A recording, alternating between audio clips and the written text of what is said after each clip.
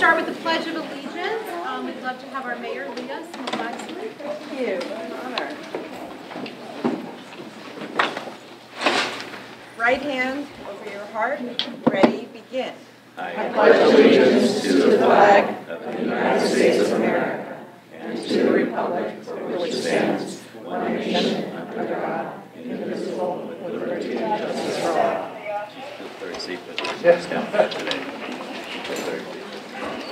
Thank you everyone for coming and welcome for February 22nd meeting.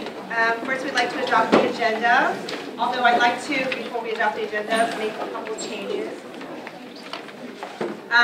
We'd actually like our library, Beverly Hills Public Librarian, Marilyn Taniguchi, to move up a little bit right after our PTA business is done, only because this might be a longer meeting than usual and we don't want her to have to wait till the very end, and I think it's a quick report, correct? So we're going to move that. Are there any other changes anyone wants to make conditions? If not, we would like to adopt as is. I'll say aye, aye. Aye, aye. I'll say nay, no, nay.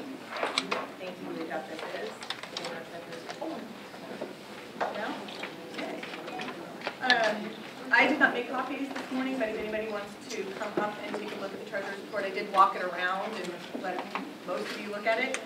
In the month of January, we made deposits in the amount of $1,786 and had expenditures in the amount of $290.93. Checks 1166 and 1167 were voided. I moved to ratify checks 1165 and 1168 for the total amount of $290.93.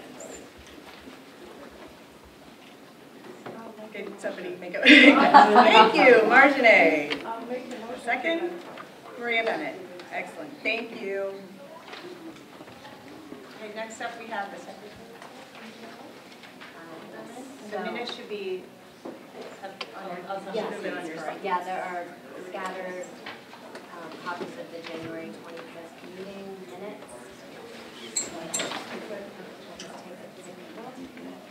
Are there any changes? Anyone would like to add or make any changes? Then we will approve or adopt as is without any changes. We can move on to parliamentarian report. And I'm going to call up Kelly Schatz, who is going to read the slate. And now the slate will sit for 30 days, well 28 days, and then we will vote on each officer in the March meeting. It will also be posted on the newsletters who's on the slate, and then in March, the nominating floor will be open for anyone else. Okay. President, Lorraine Eastman. Executive Vice President, Rose Kaiserman. First Vice President, Membership, Bahar Yektafar. Second Vice President, Legislation, Martha Ramirez. Third Vice President, Parent Education, Archana Tooley. Recording Secretary, Jill Eggerman. Corresponding Secretary, Danielle Lieber. Treasurer, April Jurgens. Auditor, Farah Dodds. Historian, Cynthia Ching-Hart. Parliamentarian, myself, Kelly Schatz. Reflections, Cindy Trost. PTA Advisor, Lori Oakham, and Community Service Coordinator, Kelly Hinden. So now this will sit till the next meeting, and then we will Open the floor for nominations. Thank you. Yes. Thank you so much. Jill needs a copy. Jill needs a copy. And before we have our wonderful mayor come up and give us a city update, we'd like to have Marilyn Taniguchi from Beverly Hills Public Library. Thank you so much. She was like the first person here helping me. Wonderful. Thank you for inviting me to speak. It's been really nice to come in and meet so many of you that I recognize because you and your families have been coming to the library. I just wanted to kind of talk a little bit about the library's resources, especially the ones we have for students.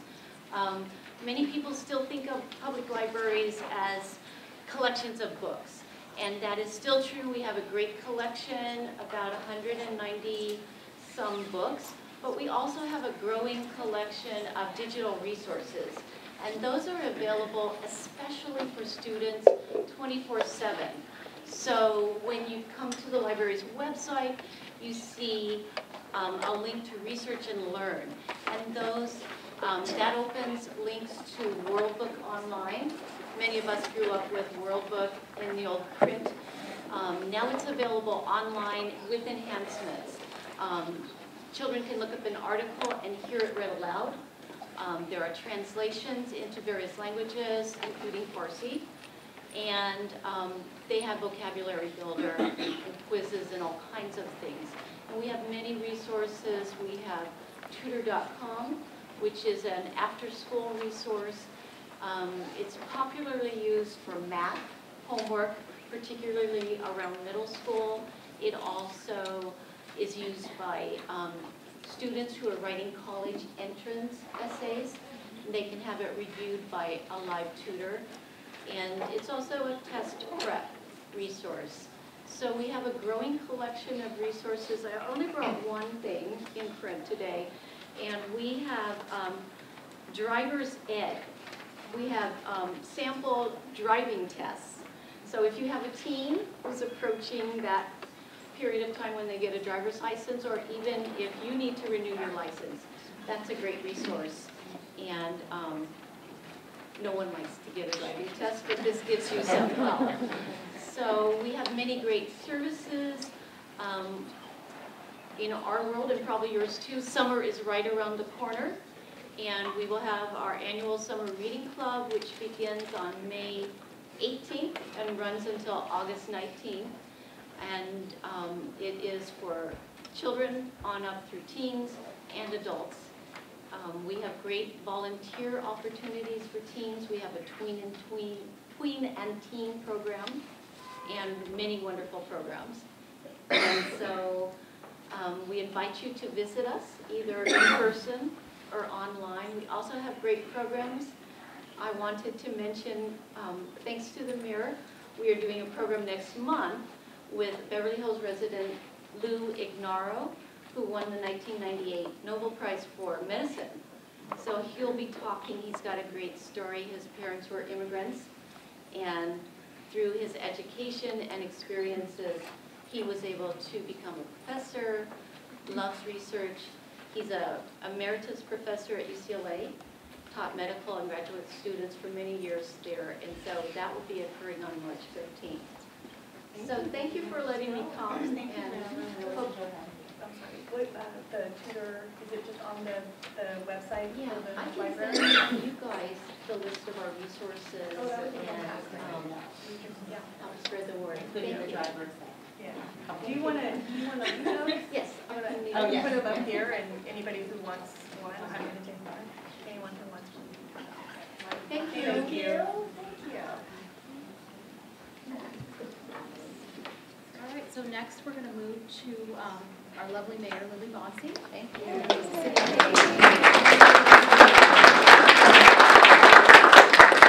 Thank you, everyone. And I also see my colleague, Councilmember Bob Wunderlich, is here. So let's say hi to Bob. And, thank you for having me. As I always say, this is my favorite place to always be. Many of you probably know I went to Beverly High, yay, and I went to BB, go Bulldogs. But so anytime I could be here at the schools, it makes me very happy. I want to tell you there's a lot happening at the city, but let me start off with the most important thing that I think you all want to hear about is the school safety and the city working with the schools.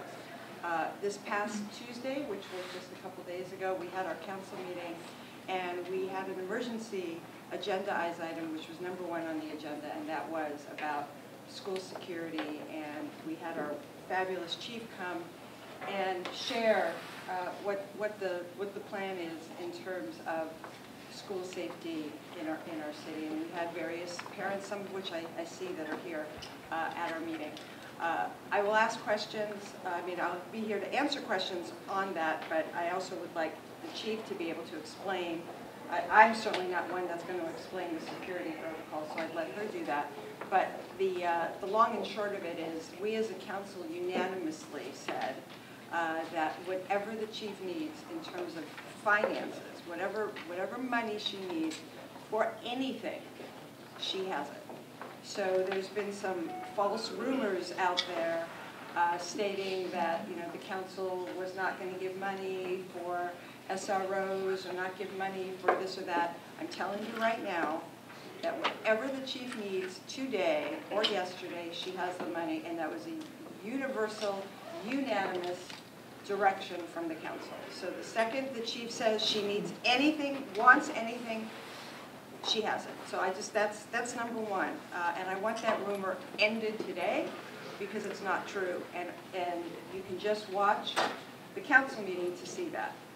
But again, I'll let the chief discuss that. I'm staying here, so if you have any questions on the city's end, I'm here to answer that. Also, another thing that occurred is we voted unanimously as well in terms of the oil wells, in terms of capping, finally, capping and plugging those oil wells, and the city also gave $8 million to do that. Finally, on Tuesday evening, I had to recuse myself, but the city council unanimously voted on their basement ordinance. So that's done. That took many, many meetings, but they did that. This Sunday is an event on Rodeo Drive called Runway to Rodeo. They're celebrating over 50 years of luxury, and it's a free event from 4 to 8. There's going to be a cake there to celebrate over 50 years. That's free to everybody. There's dancing. There's a champagne garden. There's like the Kusama a mirrored installation art exhibit. So it's just kind of a fun event for kids, for adults, free on Rodeo on Sunday. Also want you to know that our next meeting on March 6th, we're going to be talking about Little Santa Monica parking. Since we were doing the construction on North Santa Monica, we took away the parking on South Santa Monica. Now the conversation is going to come place as to if we put the parking back, which parking, north side, south side, no parking. So that conversation is going to be taking place as well if you're interested. And we're also going to be talking about further notification, lobbyists and such. And then also every Monday, as you know, is Walk with the Mayor. So I'd love for you to come join us. I see Candace is here. She comes every Monday, yay. And that's a great way to be as a community. We have a few hundred people. We visit businesses. And it's also an easy way to come talk to me anytime about any issue. And lastly, I give everybody my cell phone number. If you want to call me about anything, I'm on all social media. You can reach me that way, but I'm completely accessible. If you want to talk to me, meet with me, call me, text me, I'm there. So I'm here to answer questions now, or if you want to wait until after the chief speaks, you tell me. Any questions for Mayor at the moment? Okay. So I'm here after the chief speaks. Yeah, I'm not going anywhere. Thank you. Now we have our wonderful Chief Beverly. Thank you. So I want to start by, some of this is going to be repetitive for those of you who came either to the town hall or to the council meeting. So I'm going to keep my general comments and specific comments about school safety a little bit brief, and then we can go into more detail because I think that there's a lot of questions. But before I start, I want to introduce the Assistant Chief Mark Coopwood, who's in charge of operations, and also Captain Mark Miner, who's also in charge of operations, including the school resource officer. I know many of you, but some of you I have not met personally, and I just wanted you to be aware of my background and experience. So I have almost, I hate to say it, but 29 years of experience being a police officer. And that's a super long time, and I've seen many things ebb and flow in this business. What's near and dear to my heart is working with juveniles and making sure that we have intervention, prevention, and safety programs in place. In fact, it's part of our strategic plan in the police department for the first time, that juvenile, the way we work with juveniles, we deal with juveniles and safety is part of our programming in the department. My experience personally is I was a school resource officer. I taught DARE. Who went to DARE? Because I think some of you are my age or close, right? So I was a drug education instructor. That was probably the most difficult job I've ever done in my whole life. Even then I moved on to be a juvenile detective. So So out of all my jobs, really teaching kids was the most challenging and the most exhausting to me, but it was the most fulfilling. And in addition, after I worked with kids, I started to have a kid and give me really hands-on experience in dealing with kids. And so now I'm here as the chief really to talk about our partnership and school safety, which is a priority not only to the police department but to the city. I'm going to use my notes so I make sure that I cover everything that we talked about the other night in our town hall.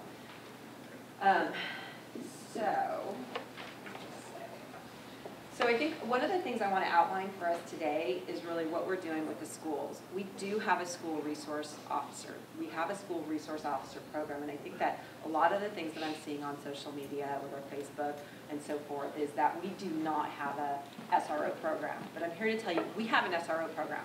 For some reason, before I got here, they're calling it an SLO program. Maybe that's the Beverly Hills way, but they're calling it an SLO.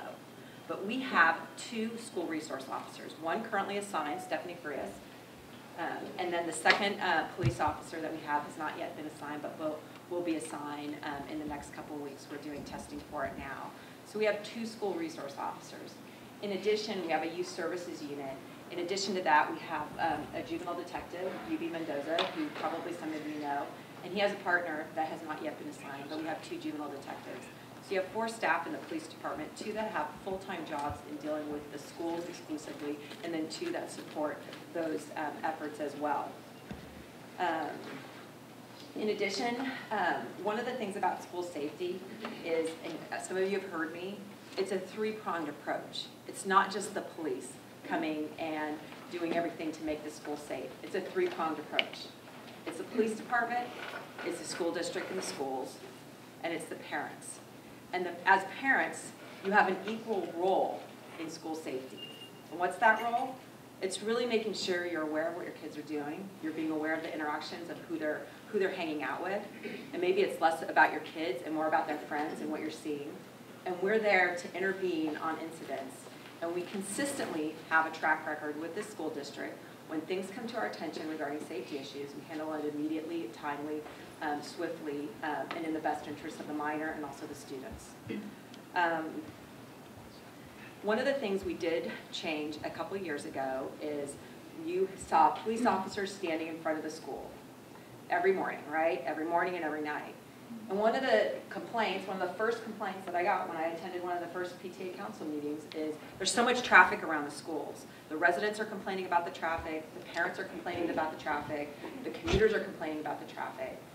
And really shutting down our traffic program for an hour for an officer to stand in front of the school was not really an efficient use of resources, because all they were doing is really greeting people, and I don't even know to the extent that they were doing a lot of traffic control, but it was limited. We have now 40 employees in the department that their exclusive responsibility is traffic control. In fact, they're experts in it.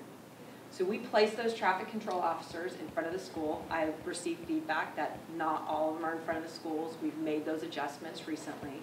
But we replace the traffic officers, so the traffic officers roam around the schools, do enforcement. If some of you received a ticket, it's based on complaint, because we are enforcing the traffic. And the roaming piece of the police officer is really more effective because they have eyes and ears around the school and not just in one area of the school. And that's really a more effective way to police the area.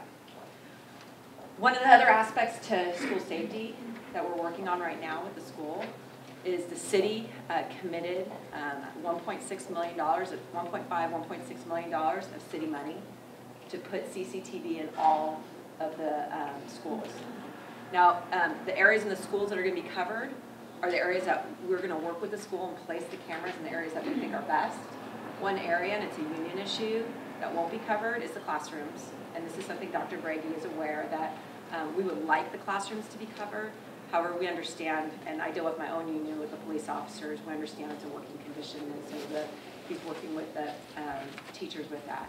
But we can do what's best and have them outside the classroom. So we're going to be working on the implementation plan very soon, and hopefully we'll have a timeline to report back. There's conduit issues, there's placement issues that we're working with the school to make sure that they have the infrastructure in place to put that. We are not going to watch those cameras live. We do not monitor the schools, and I think that as a parent, you should be concerned. You know, are you monitoring what's happening in the schools every single day? No. We are only allowed by the JPA to gain access to those cameras in the event of an emergency. Even if we have an incident on campus, let's just say it's some sort of a, that's reported to us. So something happens on the campus, it's reported to us and respond. We cannot go in and look at that video without the approval of the school because it already happened. The only exception is in case of a live emergency where we can tap in and watch it live. That will save lives.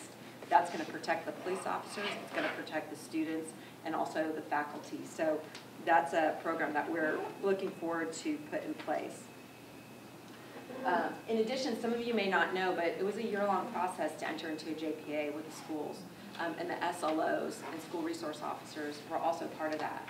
And so the plan that we're presenting to you today really was an agreement between the school board and the city council in the city. You may not be aware, one of the things that came up in the council meeting is, that's all nice, Chief, but we don't know the details. And I'm hoping today we can drill down on the details, because as parents, you should know what the safety plan is. You should know exactly how we're preparing for an incident and how we protect the schools through planning and training. Chris Hertz has been a great partner since the day I got here on planning for security in the schools and also training of the students and the teachers. And that partnership continues to evolve. Anytime we get information, we work with Chris, you're the Director of Security? Student Services, thank you. Yeah, and has been really fundamental to school safety and helping establish some good programs. We conduct an annual active shooter preparedness training on every school campus for the police department during the school break, so we can actually have an outline of how officers are going to respond to the campus, the best way in, the best way out, anything we need to know specifically about it, each campus. So every officer knows each campus. We also work with the fire department as well to do that training because they're part of our active shooter protocol.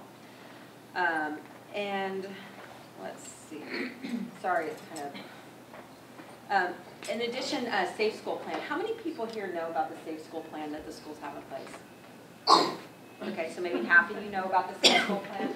And I want to talk a little bit about that because Safe School Planning is something that we do on a regular basis, and we constantly update our protocols. It's critical, and when you want to know the details about how we plan, we have a list of protocols that we've developed with the schools. It's how the police respond and how the schools respond to emergencies for any type of thing that could happen. For a helicopter crash, for an intruder, for a fire, for a bomb threat. And we have protocols that outline what the teachers need to do, what the students need to do, and what the police need to do.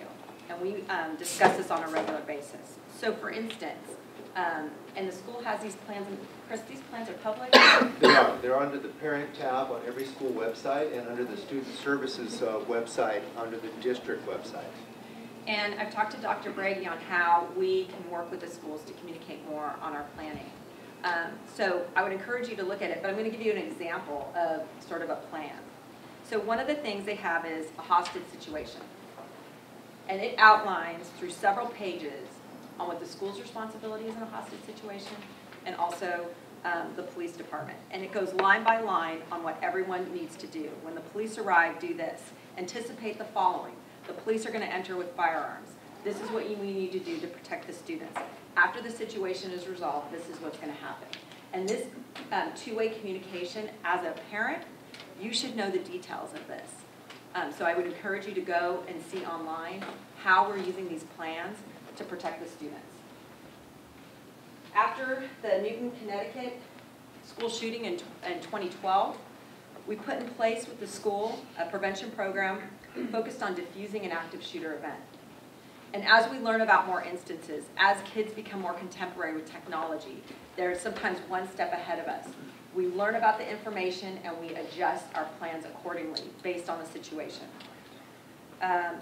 Also, we have a disaster awareness training. Chris, maybe you can talk about that. We plan for this every 2 years. Every teacher goes through the DART training And it's really important to understand that every teacher is aware of how to respond in an active shooter situation. So our biennial training this year will be on April 2nd. Historically, it's been every other August. Working with our teachers union last year, they had asked that we do academics at the beginning of the year and safety in April. So what we're going to do on April 2nd has been planned for 2 years. And one component of it is active shooter training for our teachers. Our fire department does the bulk of it with first aid, fire extinguisher training, earthquake training, disaster resilience, and then also CPR. So that's a training that we do every 2 years with all of our teachers. I know most of you are interested in the active shooter component, and I really want to thank our police department.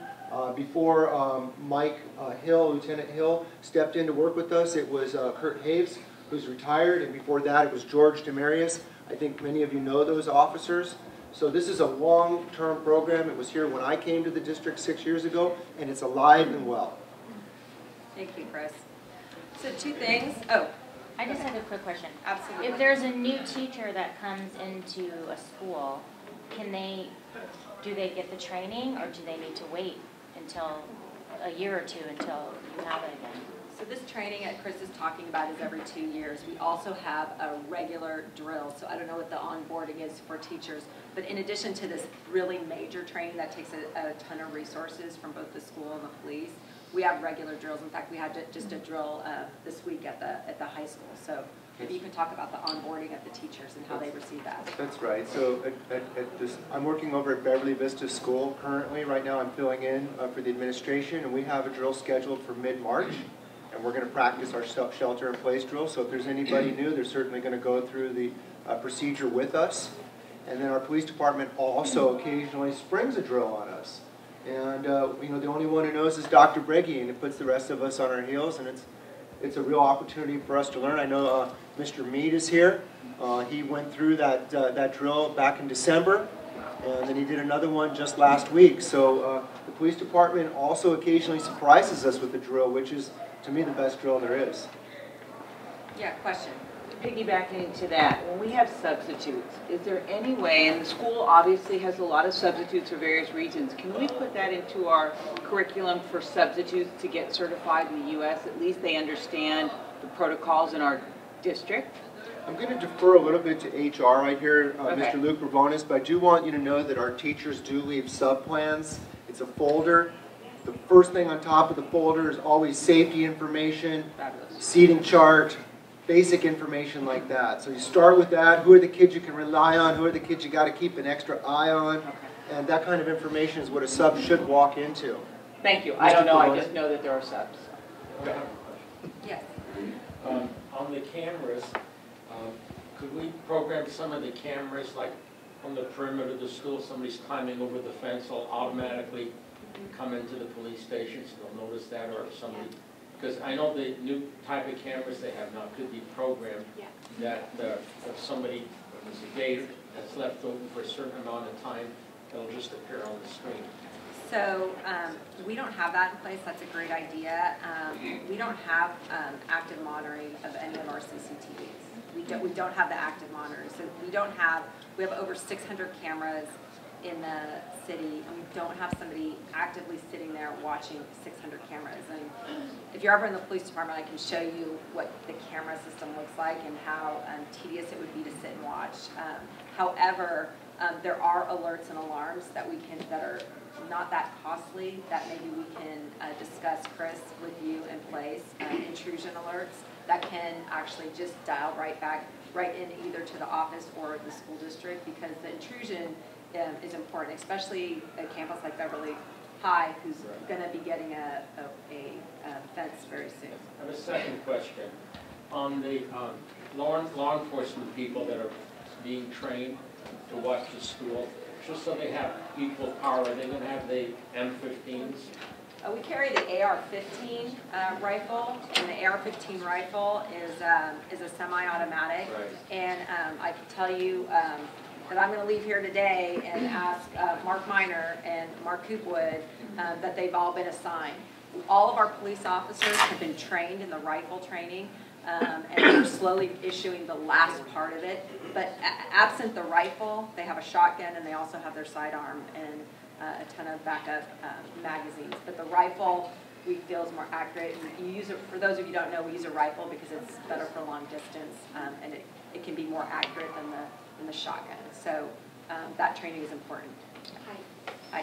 I'm a mom of 2 kids in Beverly Vista. I walk in and out every day. This all sounds amazing, but the one thing that we really need is a guard to prevent people from coming in. Today, I can tell you, we have 2 amazing office ladies that are very busy, and what could happen at every given moment at Beverly Vista is that someone can walk into the office, write on the green slip, "I'm a murderer," and walk in and nobody would know.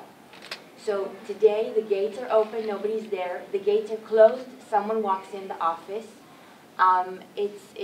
It's been 2.5 years that I'm there, and it is scary. Somebody needs to be at the door checking IDs and making sure that whoever's walking in has a reason, because it's very, very open now. So we agree 100% because part of school safety, and this goes to the partnership. I had parents sending me pictures. You know, look, no one, and I know it was early, like 7:15 in the morning. Look, no one's at the school. Well, turns out, and I'm not going to overstate, I don't think it's 7:15. The kids are supposed to be dropped off that early, so no one's at the school. So I'm getting pictures of somebody sitting in their car and telling me, which is great because I'm going to report it and it's going to go all the way down the chain. But as a parent, you also have responsibility. When there is a gap and you notice it, get in front of the school, get on the horn and call the principal, call one of your school board members. I know you have their numbers, and there should be somebody there's no argument about that. But we need someone professional to be hired to be there every day. When I walk in and someone's not there, I go to the office and they bring someone. But to be honest, it's not a solution. The solution is to be proactive and to put someone there hired from 7:30 till 4:30 in the afternoon, every day, all day. So when you talk about professional, you're talking about people that are trained, right? People that have experience. Many of the information that comes to us about kids that are in crisis or something that we need to prevent or stop, it's coming from information from parents, teachers, or the school itself. Those are the 3 places where we're getting information, even when Stephanie's on campus and even when Yubi's on campus. By the time you guys get the information, it's usually, and we get it 3rd, 4th, 5th hand, the information is coming directly from people that are aware of the situation. That is everyone. That is you walking by a student, seeing something odd and reporting it. It's seeing something on Snapchat or social media. It's really being proactive. And that's why it's a parent's also responsibility, teachers, to understand and listen and look and listen. Because I'll tell you, there's days that we have 8 police officers on patrol. 8.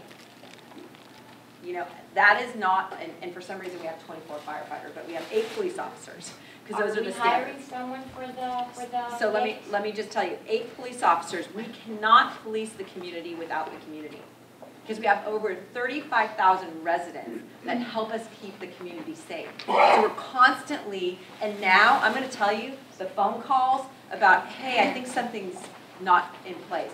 Hey, can you come check that out? 8 out of 10 times, it's a burglar. It's something that we need to respond to. It's the feeling that you have, give us a call, and we have been able to have a force multiplier by having our community be our eyes and ears when we can't be there. And so we're going to talk a little bit more about 100%. I think we need a guard at the gate. And we hear you on that. So I work in high school. I help run the college. Same here. I work at the high school and I'm a parent. So my youngest of 4 is at Beverly High. I've been here for a long time. I've heard about gates, no gates. You mentioned the gate. A fence. We were told that a fence is going to come and it's a priority at the high school. Okay. I don't know what the date is. But. So I'd love to know about that, and I'd love to know where and when a discussion can be had about mental protections at the high school. I'm not interested in having, teachers become first responders. Right. It's kind of been on the news in the last 2 days. And so I think it's time for that, and I don't know who's discussing that. I know Mayor Bossi, when you opened today about if the chief has funding, I don't know whether that meant personnel or also the, equipment. Beverly Vista, Rodeo, you guys have, and my kids went to Rodeo. you have one opening, and that, that's a great start, and I totally agree then about having a guard. But here at Beverly High, we are so behind. So Cindy, let me address this, because this did come up at our meeting on Tuesday. And we had 2 school board members who were at the meeting, and I believe the other 3 were watching the meeting. So everybody heard. We had 7 actually, speakers that were parents. I think 3 or 4 of them were Beverly Vista parents. And what we heard again and again was exactly what you're saying, was that the gates are open and that anybody can come. And the school board members heard that loud and clear. As a matter of fact, Isabel came up and said, so what if but we also heard that Horace Mann felt, the parents that were there, and there were 2 of my colleagues, one who has a kid at Horace Mann and one who has a grandchild at Horace Mann, they said that Horace Mann is pretty good in terms of being locked very well. That is a problem. If you have one school that feels that you can get in really easy, and another school that you have parents that say, we feel that this is okay. Now, if there's a gate that's open, or if it's access that's, that's not something that the city council does. That is something, and this is something that the school board, am I correct? You are correct. So, I'd like for the school board members who are here to say, you guys have heard about Beverly Vista, and that evening, because the superintendent was watching, he sent an email to all of us, to all of the city council, all of the school board, saying he watched the meeting, he heard us, and that he promised the next day, which was Wednesday morning, that Beverly Vista would be secured. And the next day, we actually went out there and found that obviously Chris was out there. I have to speak. I've worked now at Beverly Vista 6 weeks. I spent 6 hours outside yesterday patrolling the school. I got a grade 10. I'm outside all day. It's cold in the morning. But I worked with every staff member to remind them, you don't come through a gate if you're an adult without an ID that says you work here. Otherwise, we direct you to the office. The gap right now is I don't have the personnel to look at your driver's license and know you and write you in.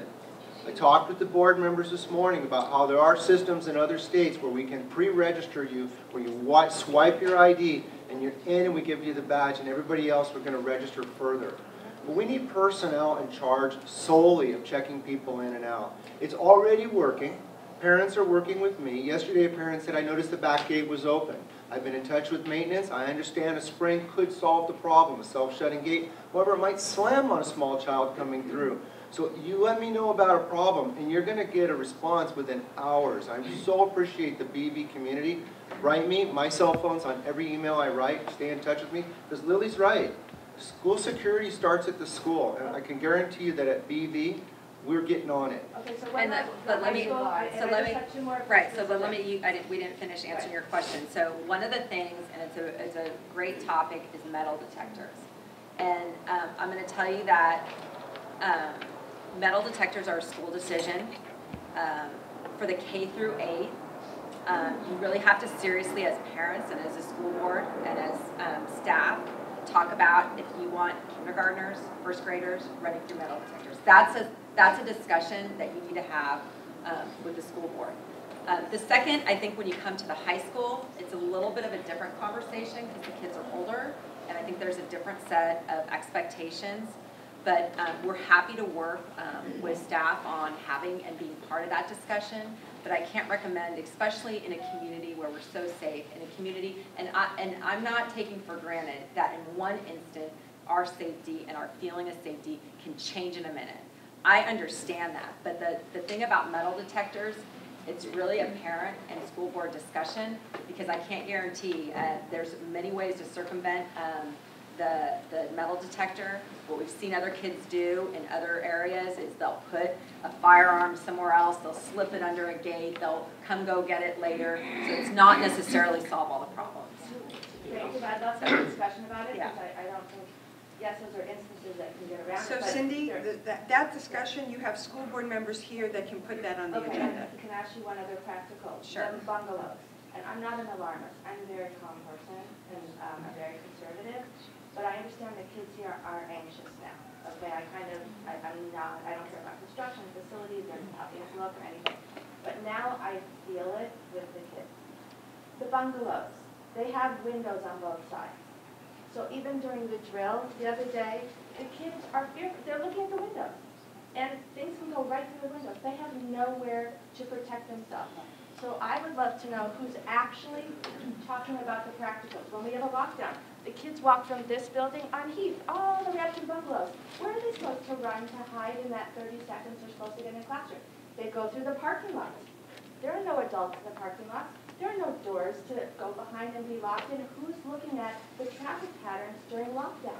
But if you look at, let me just say, if you look at any of these shootings, because they're usually a live shot, right? You get a live shot from a helicopter. You see the movement of kids. You have to have the movement. You have to have the strategy. There is not a save-all for every situation, but what the plan is in place, if the teachers and the students follow the plan, it minimizes the risk to the students. Has that been, and then I know the other parents, has that been looked at since construction? Because kids are going through parking lots now. They never used to do that. They used to and you see in the Florida shooting, the kids are walking through open areas. They're walking and guided through by teachers. And there's no guiding here. So that's, anyways, I'd love to. So we do need to have the more right. And let me finish before we go into questions, because there's two other things that we're doing. We're establishing, we currently have, and we work with the county, we have a We Tip hotline that we do get information. It's anonymous information regarding usually a student or something that's of sensitive nature that we need to evaluate, and that's how we open the lines of communication. In addition, we also are part of Crime Stoppers. Now those two are not widely advertised, and so we're establishing our own anonymous text line, particularly if students want to come forward and report a concern, but they don't want to call out one of their friends. We do need to do the training on that piece, and I'm going to go back to one thing that you said, because we had the conversation the other night. There's being safe, which I'm telling you that we have plans in place to keep the community safe, including the schools. But that is far different than the feeling of safety, because you talk about the feeling of safety. Kids don't feel safe. Parents are anxious. And I would suggest that we need to start having the conversation, particularly as it relates to the mental health of our students, to make sure we embrace the safety. I'm going to give you an editorial that it doesn't help when parents are fearful, when there's all this stuff on social media, say you're not safe, you're not safe. It's really exasperating a problem that not necessarily exists, but we do hear your concerns as a parent, and a parent that has a kid in school. Yes, I'm concerned as well, but we need to come together as a community and have these discussions. Make sure that we had a psychologist come in and talk to the council the other day and say these kids are scared, and that part of that is engaging them, especially at the high school. Engaging these kids in the conversation and sharing with them how they're safe, just like we're having this conversation. That is something that really should be a priority, and we need to find a way to do it. There are mental health programs that are specifically designed, I think Alhambra has one, that are specifically designed to handle these issues, because kids are already anxious, right? They're anxious about who they're dating, who doesn't like them. They put their pictures up on the web. How many people are going to like me? How many people don't like me? Our kids are anxious. And adding this as a layer is definitely a concern. Along with police who say it's okay that there are two windows on both sides of the bungalows. So even though you feel anxious, you shouldn't feel anxious, that there's no protection. So one of the things, like that. yes, go ahead to and so one of the things I do want to address is I think we all remember the tragedy of 9/11, right? And the feeling of fear. I was actually scheduled to fly on 9/11 and delayed it a day. And the fear of it could be me next, because that's the fear our kids are feeling. That's, as a parent, that's what you're feeling. It could be us next. We are a high-profile community. It could be us. But what I'm trying to tell you is we can have the best plans in place and know that we're going to respond in the best way that we can, and ultimately, evaluate it after the incident.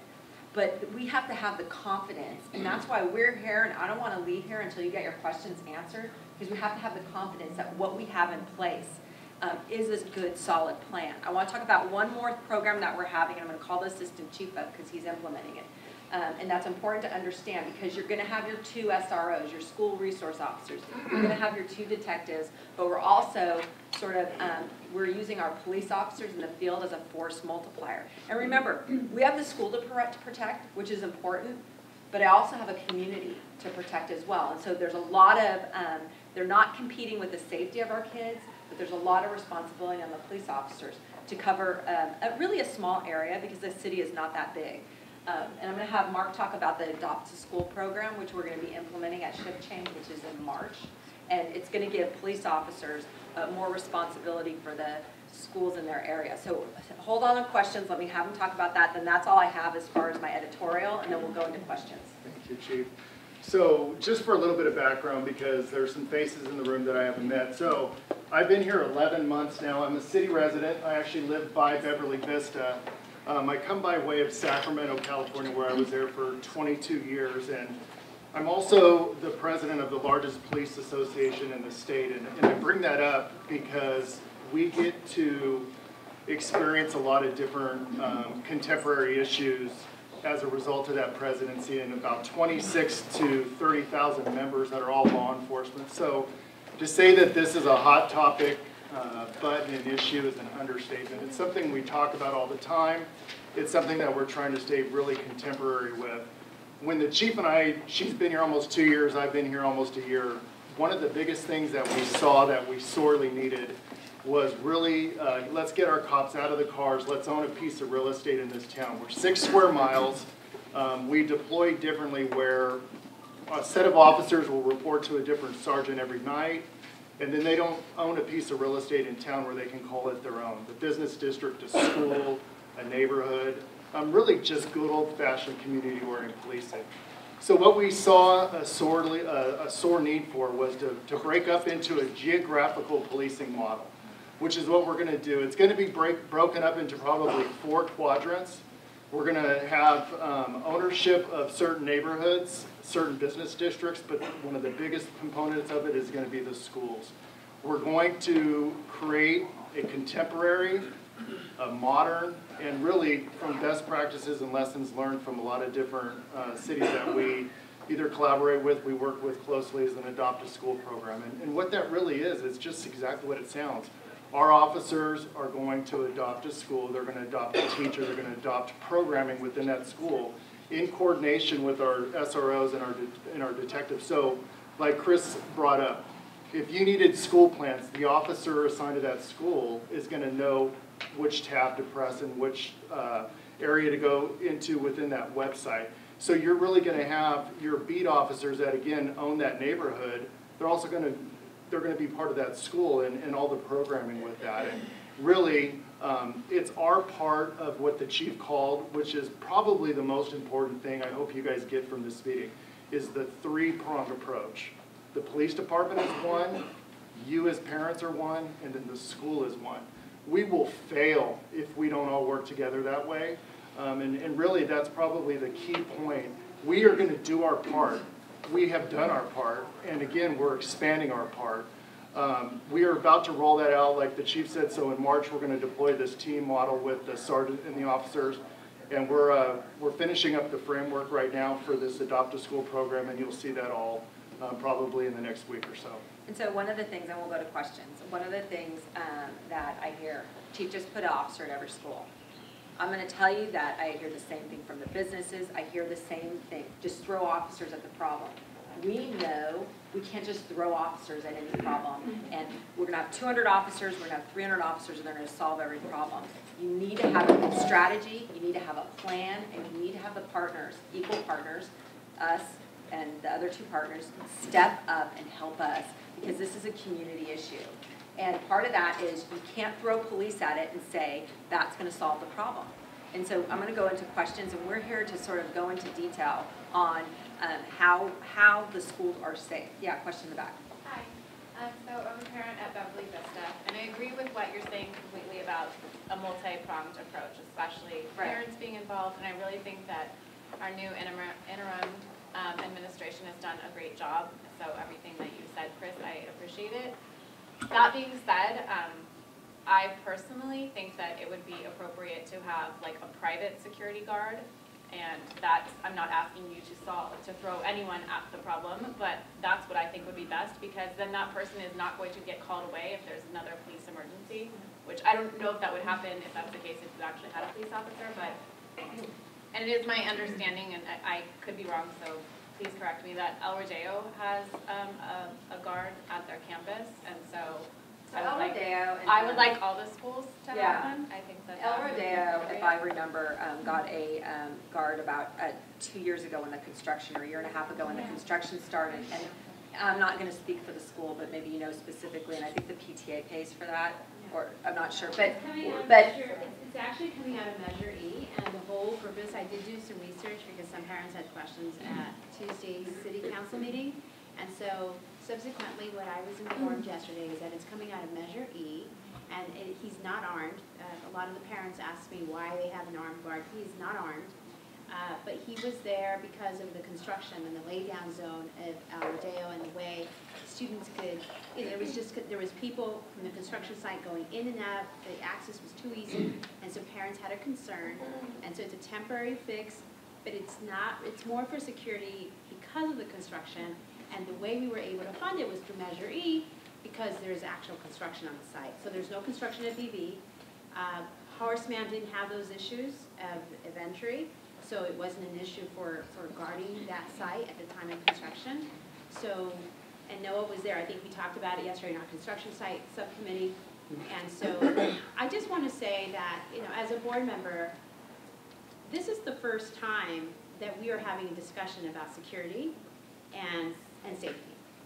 And so besides every year, annually, when we approve the site plans, the safety site plans that Mr. Hertz prepares for us, I have not been engaged. I have not been, you know, aware of any other conversation. So when parents have come to me in the last 2 weeks, or really this week, and have said, I hope you vote for something on Tuesday, I want to tell you, I don't even know what you're talking about, because I, as a board member, have not been privy to a conversation with security and safety. I'm happy to have that discussion, but we need to have the discussion as a board first.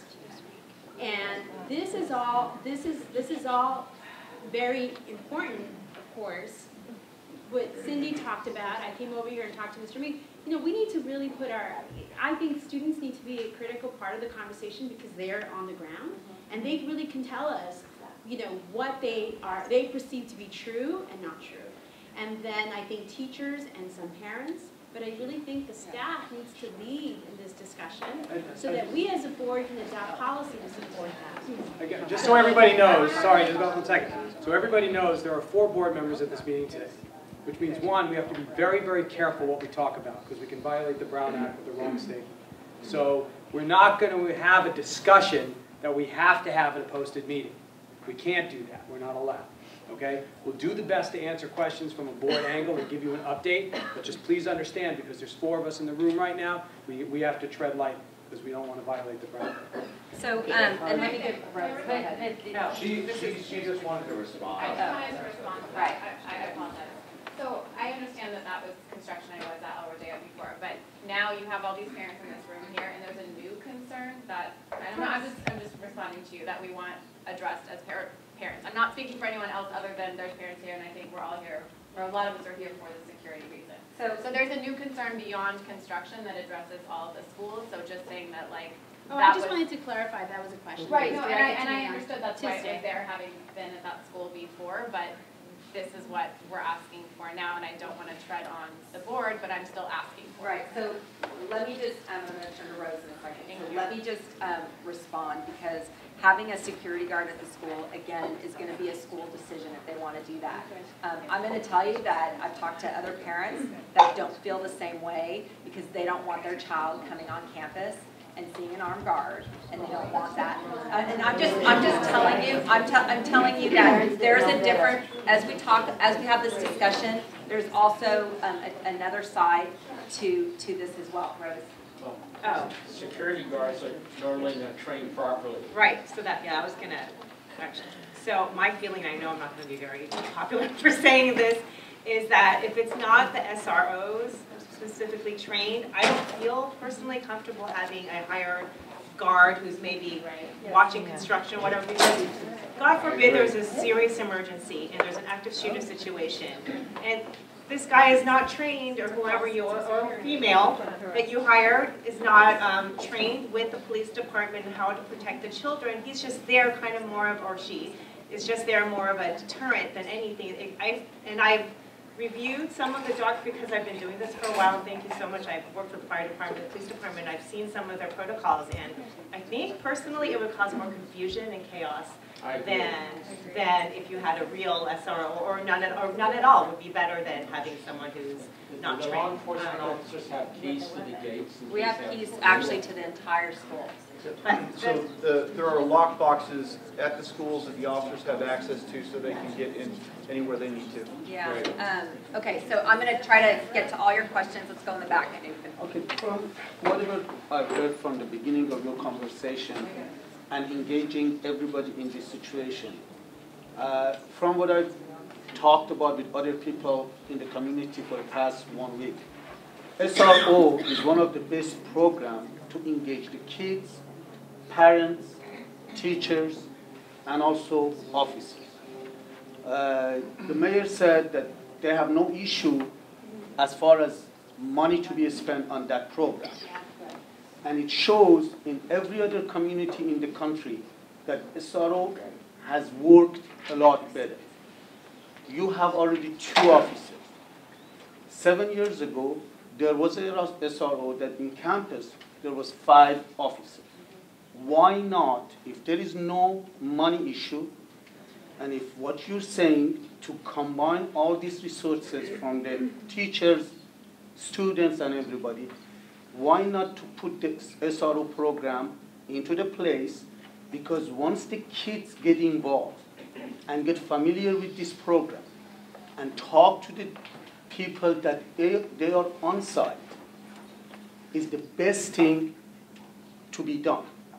The second thing is, when there is a response from the police officer, 3 minutes to get into the campus, why not the police officer to be in campus, that 3 minutes to turn to be 2 minutes or 1 minute.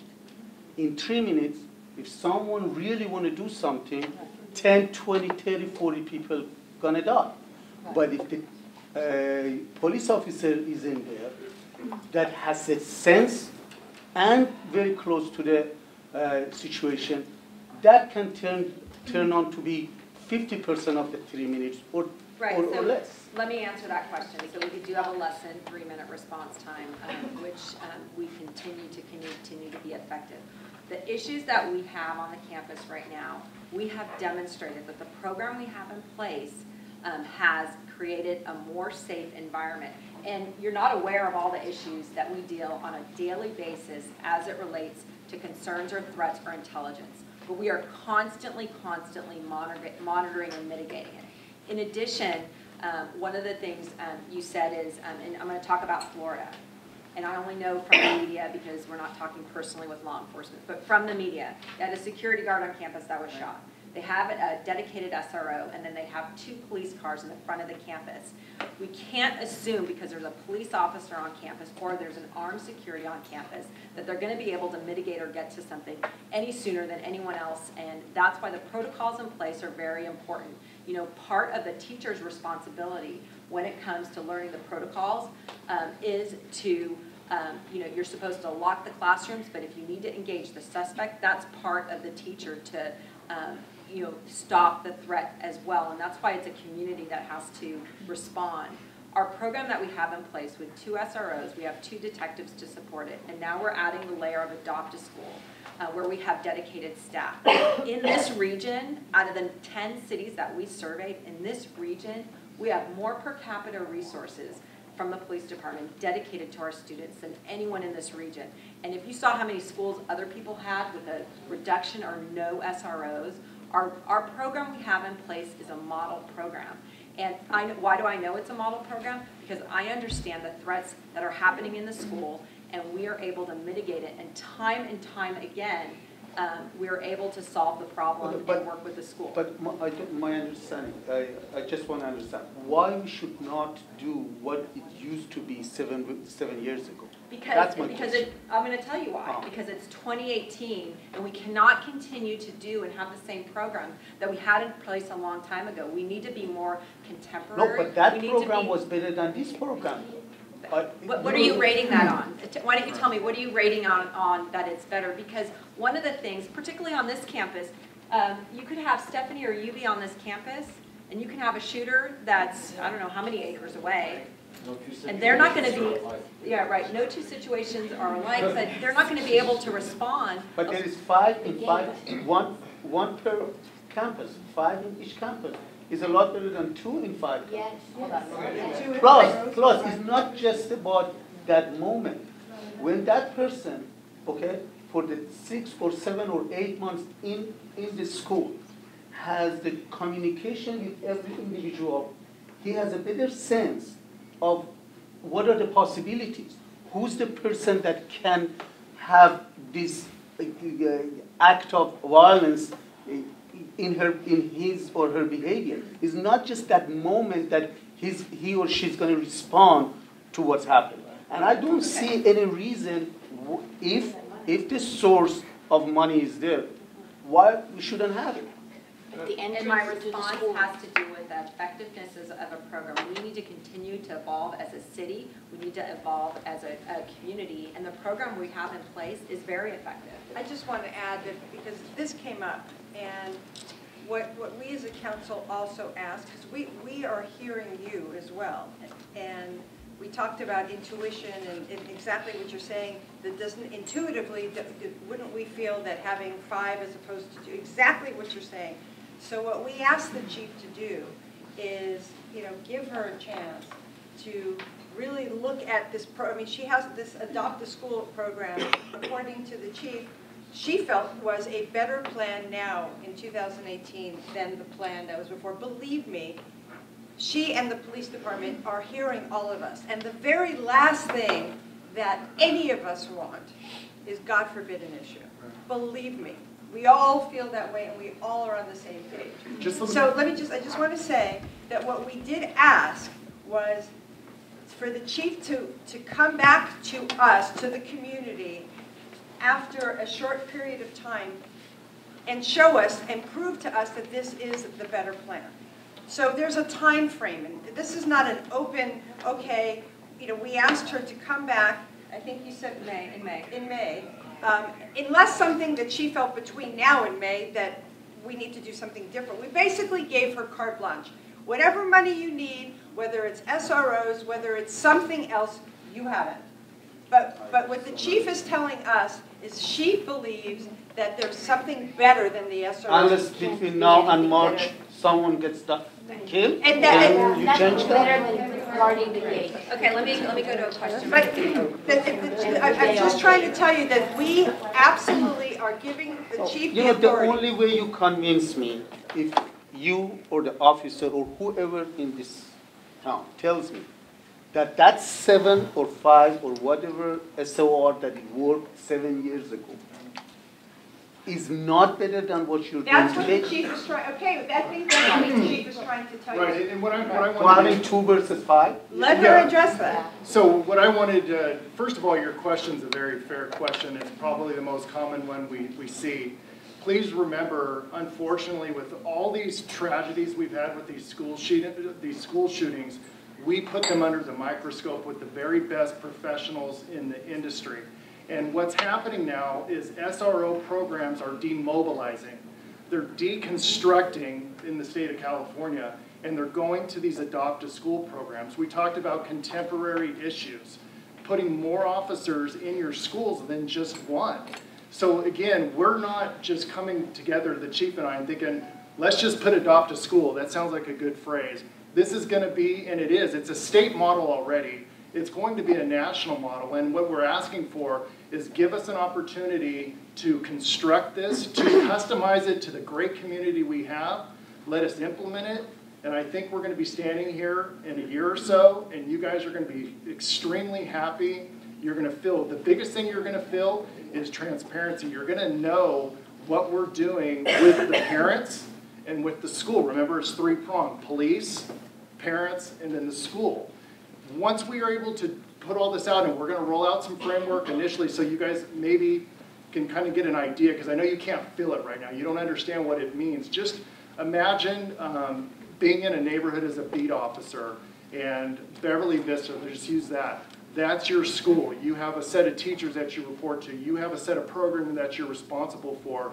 Under the direction of our SLO program and then our juvenile detectives, now all of a sudden, instead of 1 or 2, you have 6.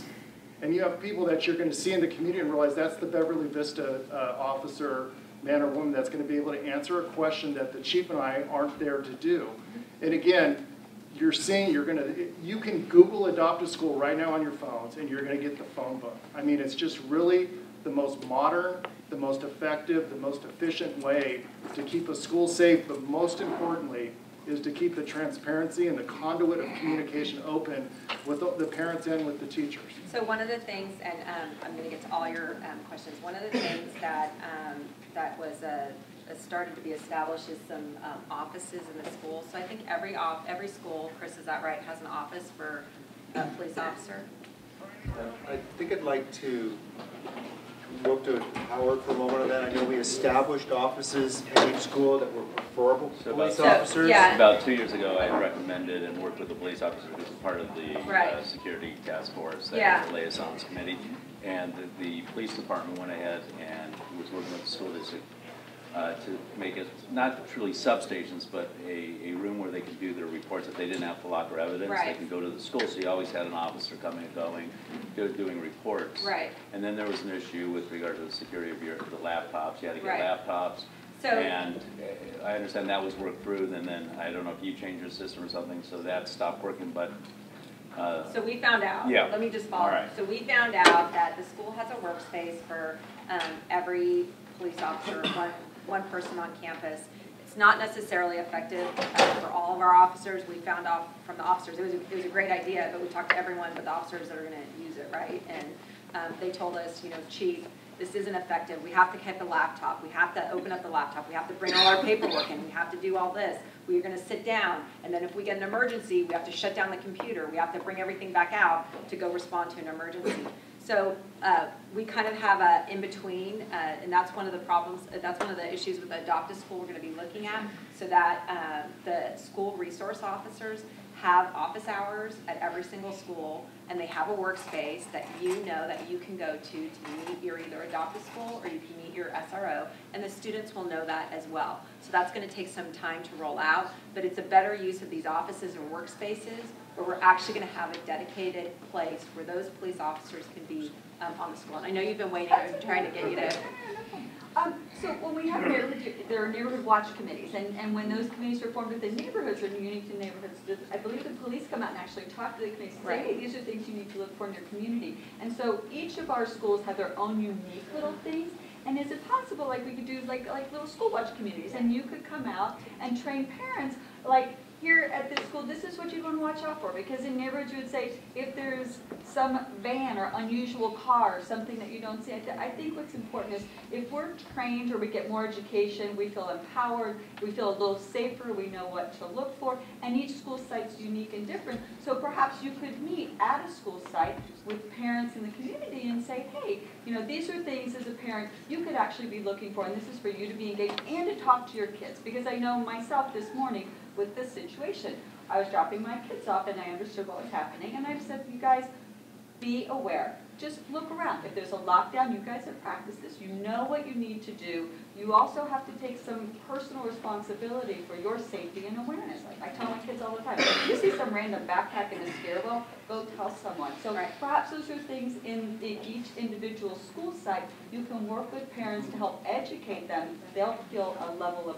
of comfort in knowing what's going on, and they can share that with their kids. So there's 10 tentacles to the Adopt a School program. That is number 4, I believe it is, and it's exactly that. It's call it office hours or whatever you are with your Adopt a School officer. And the big part that they talk a lot about, if you do some homework on that, is exactly what you're talking about. There's a set time frame, once a month, every couple weeks where we're like this, and it doesn't have to be the chief and I or the captains. It's your school liaison officer coming in to have a scripted agenda and talk about an hour or so about what your concerns are. And the best piece I liked about on some of the stuff that we're going to implement is the social media piece, is teaching the parents how to scrub the kids' social media. There are notifications, there are alerts that you guys can have on Facebook, Instagram, Twitter, whatever, that I never even knew existed. Keywords that come up, gun, revenge, whatever, then all of a sudden you're getting a text saying, hey, Johnny's looking at a social media site that's probably not appropriate. And again, that gets into that other problem with the parents. So great question, and that'll be part of it. So I was just going to say, I really agree with everything that you guys have talked about and everything that you're trying to implement. But it sounds to me like, and correct me if I'm wrong, that a lot of it is from trying to prevent something from within the community. However, we're still concerned, at least I am, as a parent, about someone from outside of the community. And we are concerned about the same thing, and that's why our plans address an unknown intruder, so someone that none of us know, our kids don't know, that are coming from outside. It could be a boyfriend or a girlfriend of one of the students from another school. It could be even the incident, UB or Stephanie, that we had, that we noticed on social media before we got information from the school. But our staff noticed that there was some racial tensions and issues, even though we know that we have a history with Santa Monica. But we know at one game that we knew that there was going to be an issue. We found out through intelligence before we even get from the school. And Yubi, maybe you could talk about our response to that. Sure. So we do have partnerships with other school areas and other school districts within the community. And it's through those partnerships, and it's all about intelligence, it's all about people talking to each other and having that open conversation. And that is, at the end of the day, the best tool that we can possibly have. Somebody has information, they relay it to the right person, we obtain that information, we act on that very quickly, very rapidly, and at the end of the day, it was a very successful, very uneventful game that we won, by the way. But it was the system working the way it's supposed to work. Intelligence, people finding about information, communicating to somebody else, making sure the right person at the right position gets that information, and then acting upon it. So the system worked exactly as it was intended to, and we will continue to work and have those great personal connections with other individuals and other agencies in the area, so that if something like this ever happens, or if we find information that is going to affect their community or their schools, we can convey it to them. So that's the way the system works, and it worked very, very well. But you know, people may not always put on social media that, you know, hey, I'm thinking about going to a school and shooting some kids. Also, what I was talking about is not about the other schools, communication between the other schools. I'm talking about some mentally ill person or somebody who just feels like they want to do something, just not being able to get through. Somebody mentioned Horace Mann. I have 3 kids at 3 different schools. So I'm around the city a lot. At Horace Mann, when there was active construction going on, the school was safer, because if you wanted to go in after school hours, you had to be buzzed in. Right now, because the office was in the bungalows, which was within the yard. Now that we have an office, there's an office, you can walk through the office. The doors are open. I walk in my child, because my child has special needs, I walk him in through the office every day. So I'm not saying anyone can walk in, but anyone. So again, we are going to work with the schools to make sure that an unknown intruder or a student, but what you're talking about is an unknown intruder, we need to make sure that all the schools are fortified to make sure that that doesn't happen. Right, so we need some measures, and I think as parents, a lot of us feel that I love the SROs. I love everything, the plans that you're saying. All of that is amazing and wonderful, and we should definitely do those. but we need some sort of barrier to make sure that that person who might have a bad intention, that may not have posted on social media, may not be a boyfriend or girlfriend of someone in that school, cannot get through. We or agree. Make it hard. We agree, and your school board members and Chris are listening to that, because we agree. I'm going to go to the side of the room. Yeah? Okay, I think, and I was there the other night we spoke, but I think we're all here not because, we want to learn about security and how to be better parents and how to, communicate. I think we're here because if someone showed up with an AR-15, okay, then that's a situation.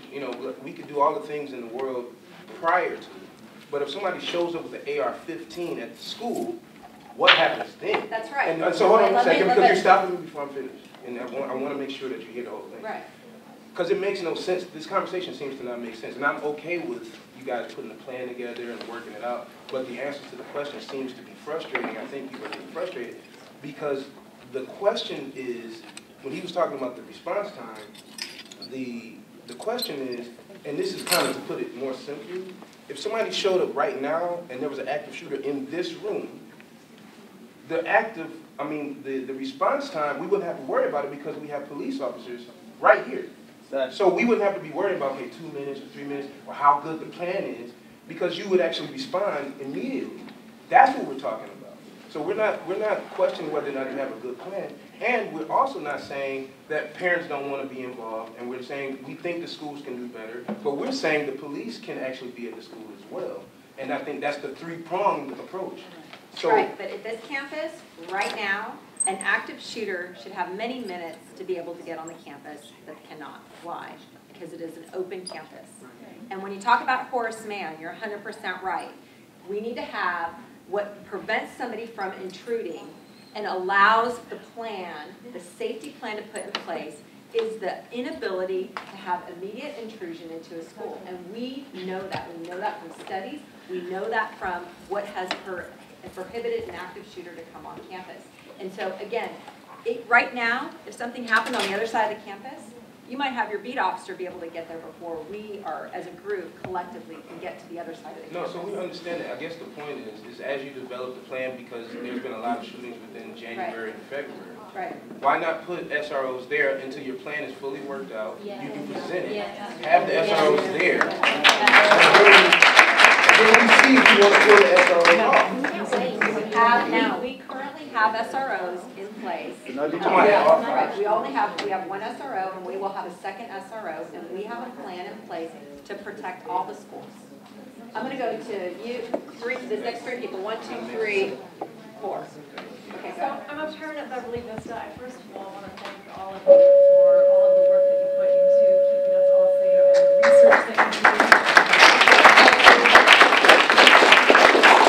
do. We appreciate it, and you guys are the experts. So I know that you are studying way more than the information is available to us, so we thank you for that. I do think the most pressing thing here is closing our campuses as fast as we can. So as much as I do think it's important to get into a conversation about SROs and all of that, I would like to call on the school board members here today to commit to agendizing, at the very least, to have someone at BV who is checking IDs and can buzz a security door, because it is wide open. But not in May. When is that going to happen? So the school board, again, what's the process? And can somebody tell me what the process is? I can tell you the process is that we agendize security, which we can make on the agenda I don't want for this to next be year. a large conversation. I want a security We give somebody at the door. You asked a question I would like to answer. Our process is we put it on the agenda because we are a board, a governing board. When is the agenda? Tuesday is the soonest we can do it. And we will be there actually Tuesday doing a presentation anyway. If the board decides, and like I said, there's 4 of us in here, so I will be careful. If the board decides to take any specific action, we give staff direction immediately to do that. We do have it's in our purview to do such. If we decided we want to put a person at each school to check IDs, we can do that. We need to have a conversation about it. Before you give direction, you have to put a motion on But the no, floor. it has to be the same for all the schools. Of course it has to be the same. Everybody keeps talking about BV in here. This school is a sponge. So this should be the conversation. There are more students in this school than any other school, and this has more openings than any other school. BB, it won't take much to make all of our schools, I was going to wait till you call on me, but I'm here, so I'll say it. All of our schools should be single point controlled access. They agree with me, you agree with me, I don't think that's an issue. So that's a matter that is a school board issue, to direct staff to make that happen. October 9th, we voted to allocate funding for a fencing plan for the high school. Where's the fence? We had a transition in our facilities department. I don't think everybody was up to speed on the fence. It wasn't a pressing issue until last week. Then it becomes a pressing issue again. So now we're, hey guys, where's the fence? So that'll be under discussion as well. We also have a study session about the bond at 12 o'clock today. And I believe some of that will cover future ongoing security, physical security, because that could be in the bond language. So that will be discussed as well. Okay? So I'll leave it at that. I mean, there are other things going on in the district beside this, but I guess this is not the crowd to play to. So let me go to the 3 next people. So. I'm just going to stand up so people can. Yeah. I just want to say also, I'm from Sunrise, Florida. I was born and raised there. And the school that the shooting happened was at the best part of South Florida, Parkland. Like that's where the high net worth people are from. That's like the last place in South Florida that you would ever expect something like that to happen. So I get so emotional because I feel like we're so close from this forum being such a different dialogue. And it's scary, and I think the frustration that the parents have here is that we want to do something today. And we live in a high net worth city where I think money is less of a problem and resources are less of a problem that exist in the others. So for example, a privatized security. Chris, my son goes to Beverly Vista. I see you every morning when I drop them off. You guys are doing an amazing job. I do not want you to be the person responsible for apprehending a shooter if he walks through the school. They're trained professionals. I work in talent management, and all of my security guards that I've ever used for my high-profile artists are ex-cops that have great relationships with current cops, right? Not cops who got let off of a force, but I've worked with retired NYPD officers who've gotten my talent escorts through New York City post 9/11, right? So there are ways to get privatized security that's smart and that can also serve as an extension of smart people. I'm sure there's 5 retired Beverly Hills police officers that we could call after this meeting, right? And I think that's the kind of action we're hoping for. And I think we're all here, not to place any blame, but to say we want to be a part of that. If that means we all have to raise the money right now before Tuesday's meeting, tell us. Like we'll do tomorrow. it. Yeah. But so that's, and I know that's not the answer, but those are, I guess we want, the thing is, let's figure out solutions, right? So you bring up the school board meeting on Tuesday. I guess one question that I have is there a town hall meeting for every school before Tuesday so that us as parents can talk about these individual concerns we have as it relates to our schools so that these things can be raised at Tuesday's meeting and be taken care of? Because to my knowledge, we haven't had a Beverly Vista meeting or conversation, and it probably seems like having that would be a lot more beneficial than airing out those specific concerns in this meeting. So I think that's one thing. I'm not asking a ton of questions that are actionable. So that's one thing that I think would be really beneficial, and I know I speak for myself at least, where if we had a Beverly Vista meeting on Friday, I would feel a lot better tabling some of my concerns until then, knowing they'd then be possibly addressed in Tuesday's school board meeting.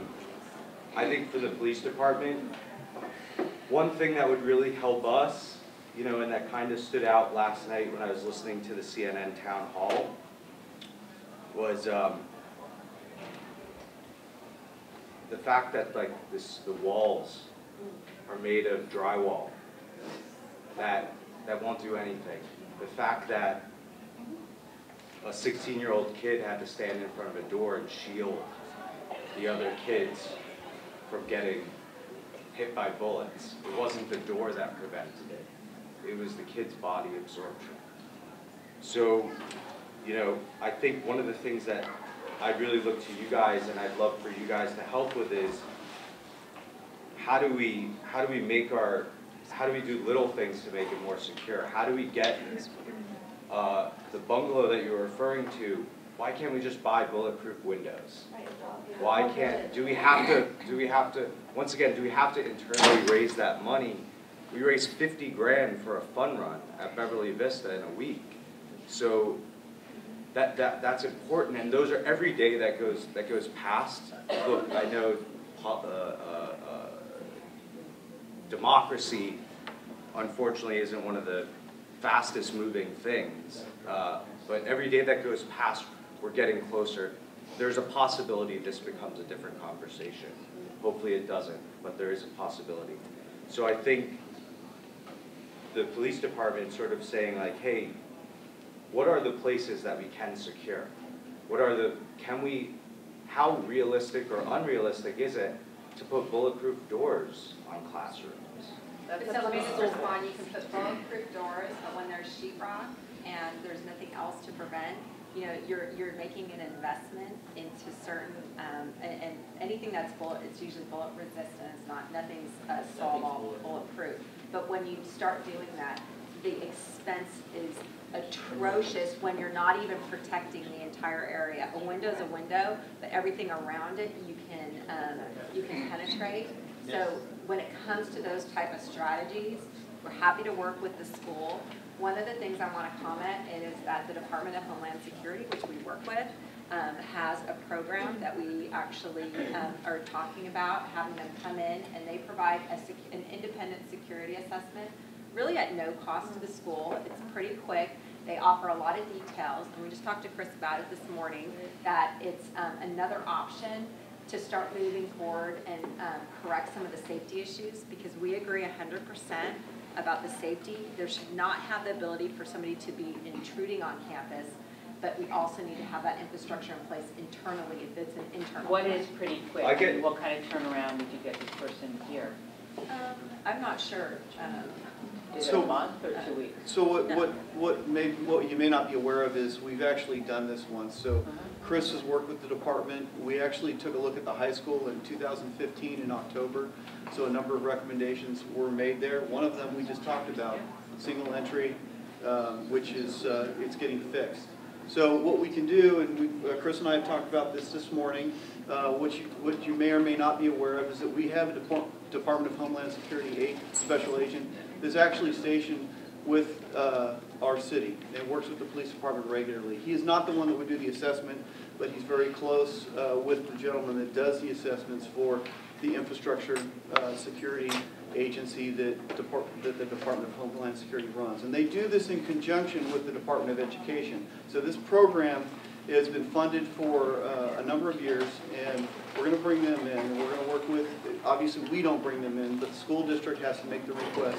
They will come in, and they will do an assessment of all the schools to help facilitate providing better physical security to all the schools. So, and if there's anything we're missing or anything the district is missing, they'll be able to highlight that for them so that... That's great, but is that something that's going to take 6 weeks to get on their calendar or 2 weeks? That's all I ask. I'm glad we're doing whatever we do is better than nothing, but the question is so we can get on their calendar very quickly. Okay. It's just a matter of when we can schedule all the district personnel and the agent to come out here and actually do a walkthrough. And the district has to make the request. We can't make that request. So I'm sorry. I'm not okay. Sorry. Okay.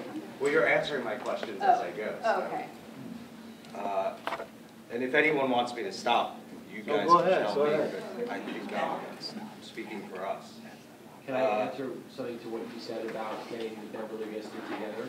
We did the same thing at Hawthorne. I'm on the PTA at Hawthorne, and we got everyone together collectively and kind of had one voice to bring to the board and to do all that stuff. So I would say through your PTA, get together with your PTA to have them organize everyone and set up a meeting for everyone who's in your specific school. That's great. That's good. Our president's right here. So I know she'll jump on that. I think, like, one of the other suggestions that I've had, or question I have, is like security systems, right? So, you know, the gates, if someone unlocks a gate during school hours, with all the technology we have, I could tell you I'm an investor in a few companies that would jump at the chance to say, hey, we've partnered with Beverly Hills, and we're gonna use our new, you know, Simply Safe monitoring system to put on a school gate so that throughout the day, you don't have to rely on your closed your CCTVs. We can have an alarm on the front gate that has a lock on it that if it's broken, people will know, not once someone gets in. So I feel like, once again, that's another very small step that we could overnight that here. One of the other questions I had is bulletproof shields and bulletproof backpacks, you know, which are currently sold out online. And my wife was looking at bulletproof backpacks the other night, and I think it would really be helpful, especially for you guys, is if we could somehow get together something where you guys could say, hey, this is a good backpack to have, right? Because these backpacks, like I explained to my wife, I'm not going to buy a bulletproof backpack and tell my son to hide in front of it without knowing it's going to take a bullet. And I think, once again, it's not something I want to do, but it's the world in which we live in, and we have a great police force that exists right here, so it'd be great for you guys to make some sort of recommendation with that, because it's not realistic for us to all buy backpacks and go shoot bullets at them.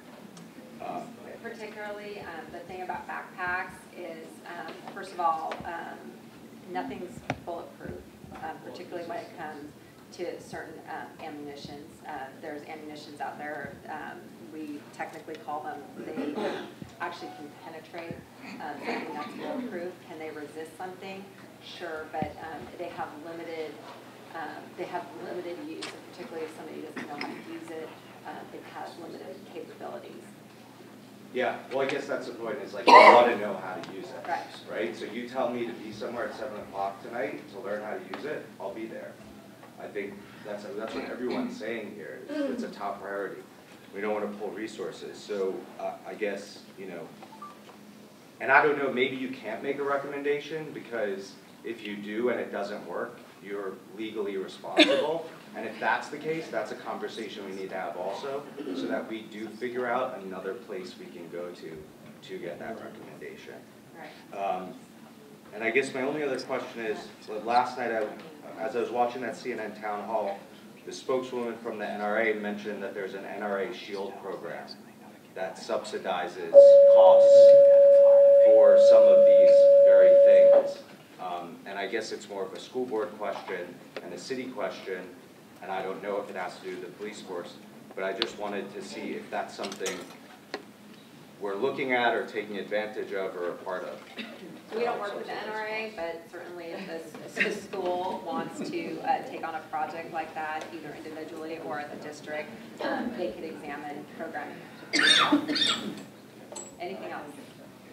Okay, so let me just make a comment, and I go back to one of the things that we're trained for. It's not only instances like this, but it's instances where you have a disaster, you have an emergency, and the immediate response at times can be based on emotion and not facts. And it's one of the things that we're trained to do, is to respond based on facts and provide information, provide us our best recommendation. And some of the policy decisions that are out of our hands, and it's good that the school is here to listen to that, because they're policy decisions. I know also a reaction is, you know, let's just get a security guard. We know that one school has an unarmed security guard. And as we go through this discussion, you know, I caution, you know, having an emotional response to put something there that makes you feel safe, but maybe isn't safe. And so those are the discussions that we want to continue to have. And as we talked earlier, trained security guards, untrained trained security guards. In Florida, that was one of the first victims of the shooting, is an armed security guard. And how did that happen? I don't know how it happened because we don't know the details of how it happened, but it did happen. And so it's not, it may make you feel safe, but in the reality, when it comes right down to it, is not always. But that's not true because you don't know how many kids would have died. And all I say is this. You're right. I would caution you to this. Don't make me feel like you're listening to me less because you think I'm acting on emotion. I'm not. I just want to be clear. I'm not. I'm telling you I understand there's no one solution. We all understand that. But if putting a bulletproof door on a classroom saves one life, we should do it. That's what we're saying. It's going to take 1,000 things to help us. 1,000 plus things we're not going to talk about. All we're saying to you is we want to do everything, regardless if it helps on the scale of 10 to 1. We want to do everything possible. The bungalow that exists, if putting bulletproof windows in it makes the kids feel more secure so that we don't have to pay for mental health consultants to talk to them, let's do it.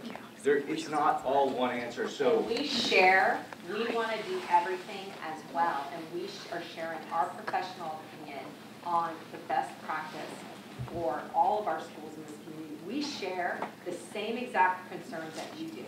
And all I'm saying is that we're just responding to some of the suggestions that we know will or will not work or be effective. That's all we're doing. We're not minimizing. But I guess you're I'm just telling the other side of the. I'm just telling you. I understand, but you keep bringing up the fact that fear and emotion versus facts. And I guess my point to you is, I don't think, and you said it after I spoke, so I take it personally. I don't think that everything I said was well thought out. I've thought about it over the course of many days, and it's not emotion based. It's said with emotion, so that shouldn't be confused as cloudy. I respect but it's said with emotion. Right. It's all fact based. These are all things that help incrementally. I respect that. So let me go here. Thank you. I love you guys, and I'm so happy for all of your your hard work and the attention that you put into this to keeping our children safe and our community safe in general.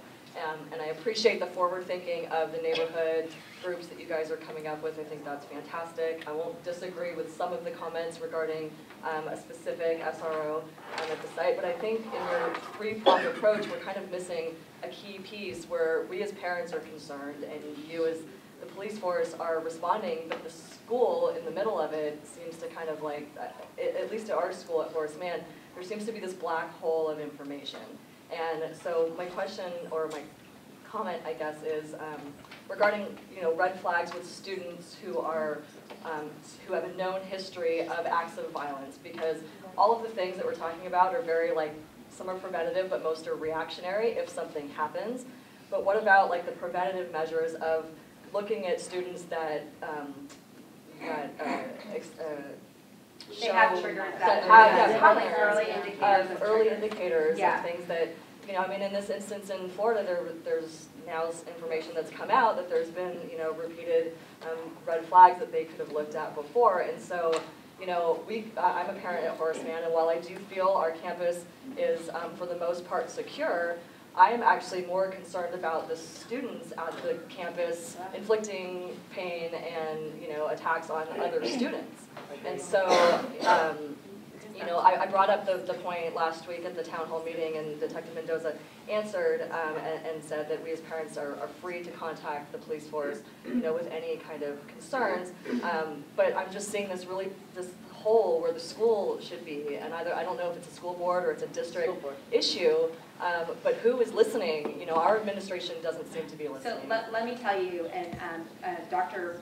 Brady would be here today if he could, but he couldn't be here today, and for one reason. But I'm going to tell you that we've been in constant communication, and the triggers that you're talking about, we had this conversation last week about the triggers. We have early warning systems for police officers for a variety of different things when it comes to critical incidents and use of force. And so there may be something that we can work, and we had the conversation, is that if there are early warning signs, which a computer can figure out, because when a kid goes to this school, to this school, and to this school, you may not have the collective background because you have teachers that change, you have psychologists that change, you have administration that change.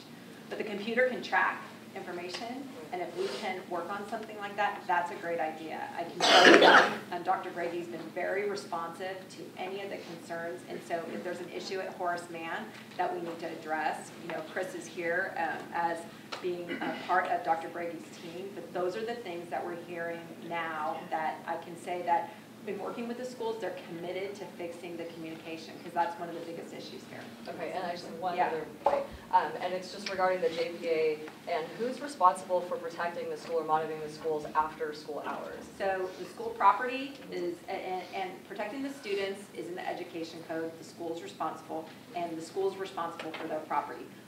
The property is in Beverly Hills, so we respond. So the police would respond to incidents, but on and off campus. We also have in the JPA, I think, some agreements on use. So there's times where we have use in the agreement that we're using, that the city uses for programming. So for example, like I'm a soccer coach also, and so we practice at Horace Mann.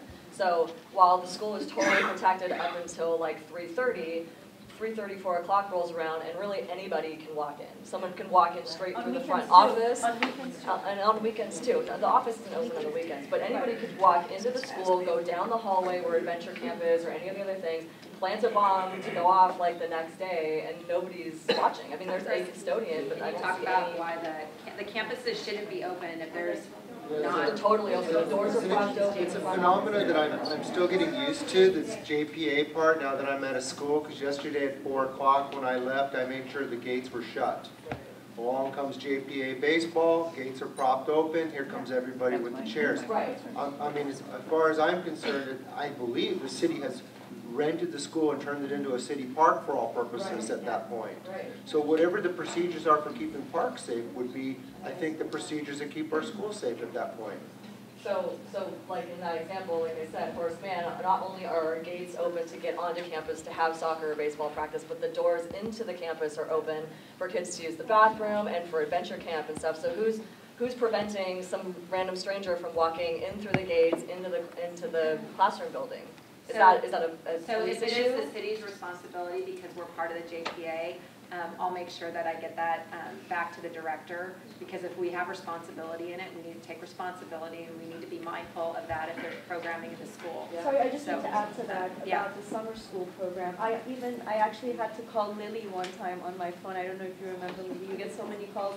There was this summer school program at Hawthorne, and the gates were left wide open the entire time because parents did not have a way to, there was nobody monitoring who would get in or who would get out, and parents could not pick up their kids when they wanted to. So the gates were just left open, and I had to call Lily one day to make sure that they closed the doors. Every time I would leave, I would do it. So if that's a programming issue, when I get back, I'll make sure that the city manager and the director are aware of that. We have ambassadors that are part of the security and eyes and ears, and so I'll have to see whose responsibility is it, but I'm committed to making sure that that issue is resolved. So I know I had a question here. Yeah.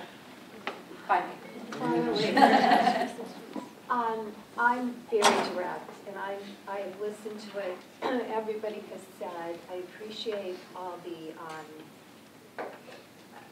links you are going through and everything, but as this gentleman said, as he said, as she said, what are we doing now? I worry every day. My daughter goes to Beverly, and not too many people have mentioned Beverly High.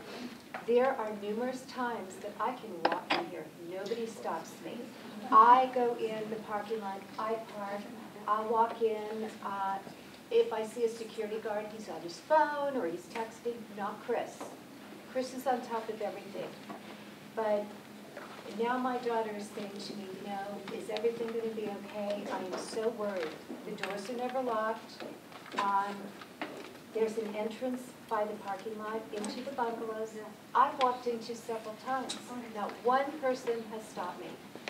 Now there's a situation, in fact, Rachel just got a text, and my daughter told this to me before. There's some weird freshman saying he's going to shoot at the school, but I think the principal knows already. This is what's going around now. Yeah, we were dealing with my that. child, who is a straight-A student and very, by the book, okay, she's scared. She didn't even want to go to school this morning after the SWAT team was at the Peninsula, okay? She said that she was in her class yesterday, and 2 girls said, oh yeah, there's somebody who's gonna, wants to come to school, bring guns, shoot the school up. The kids are nervous. They are a nervous wreck. We agree. Something has to be done. We agree. It's great that you have all these programs, but tomorrow, now. We agree. The doors need to be locked. There's no security outside. Not that that's the answer. The kids walk along Marino. I worry every day. My daughter crosses. Right. And here's the thing, the conversation. I don't either. I want it to be done tomorrow. Right. And the school has responsibility. They are hearing the piece as it relates to school security and safety, because all those issues you're talking about relate to the school issues and safety. The way the kids are feeling and the response is important, that the programming in the schools addresses that. There are model programs that address exactly what you're saying, because these conversations, particularly with the kids at the high school, because they're more mature, they're more reasoning than the younger students, and they're very aware. These conversations, and again, when you get a conversation like that, that's something that needs to go to the school and our staff, so we address every single one of them. I don't know that what you just said is what he's dealing with, and we need to deal with that now. But we need to make people aware, and today's the first step as it relates to security. I think the school board that's here and the school hears loud and clear that we need to do something now. And that was the response that we got from Dr. Brady at 11 o'clock at night after the meeting, of his commitment, of the steps that he's taking. And he's been fabulous. We can only work as fast as we can. As it relates to the safety in the school, after Florida, our immediate response is to have more staff in and around the school, and that is our response. However, as we roll into the new programming that we're serving as far as school resource officers, we are moving to that programming because, and again, I'm not going to be repetitive, but it is the safest way that we feel that we can protect the campus and provide safety. Okay, I'm going to go here and then up front. Hi, I want to echo everything that most of the parents have been saying, and I do thank you guys so much for your service. And I love the idea that you guys have these protocols in place. You have it in writing. You're training the teachers. Like that's fantastic. My daughter's at BV. She's been there 6 years. We have seen periods of time where there has been security, and it's been comforting. And then lately, like a lot of parents have echoed too, there's absolutely no security. You walk on campus, anyone can come with me. No one can come. Walk in, walk out. No one even notices. So I guess I just want to know the takeaway when I leave here today. What I'm trying to understand is who's responsible for what. I'm confused as to, in terms of police officers who can stand in front of the school and be a deterrent to mentally ill people who are not thinking straight, right? So what happened in Florida, someone's mentally ill, they don't care. They saw a police officer, they saw That's right, deterrence, and they did it anyway, cars, right? So we're not saying there's a perfect solution. Right. We're not saying there's a perfect answer and we're going to figure out the puzzle entirely. But I think what we are saying is someone with any common sense and any sort of fear at all who sees an armed guard police officer, ex-police officer, they don't know their history and their pedigree, but seeing someone in uniform and seeing someone with a gun, you may pick a different location. You may pick a less armed school. I'm not saying that should happen. I'm saying that, if we think in terms of common sense, and we think in terms of life, and we think in terms of people, even mentally ill people may pick another location if they drive by schools and they take notice of, this school seems to be really locked up tight. So my question is, in terms of SRO officers, how many are going to be at Beverly Vista and the other neighboring schools? We have, and when? Yeah, When? we have 2 school resource resource officers that are assigned to 5 schools.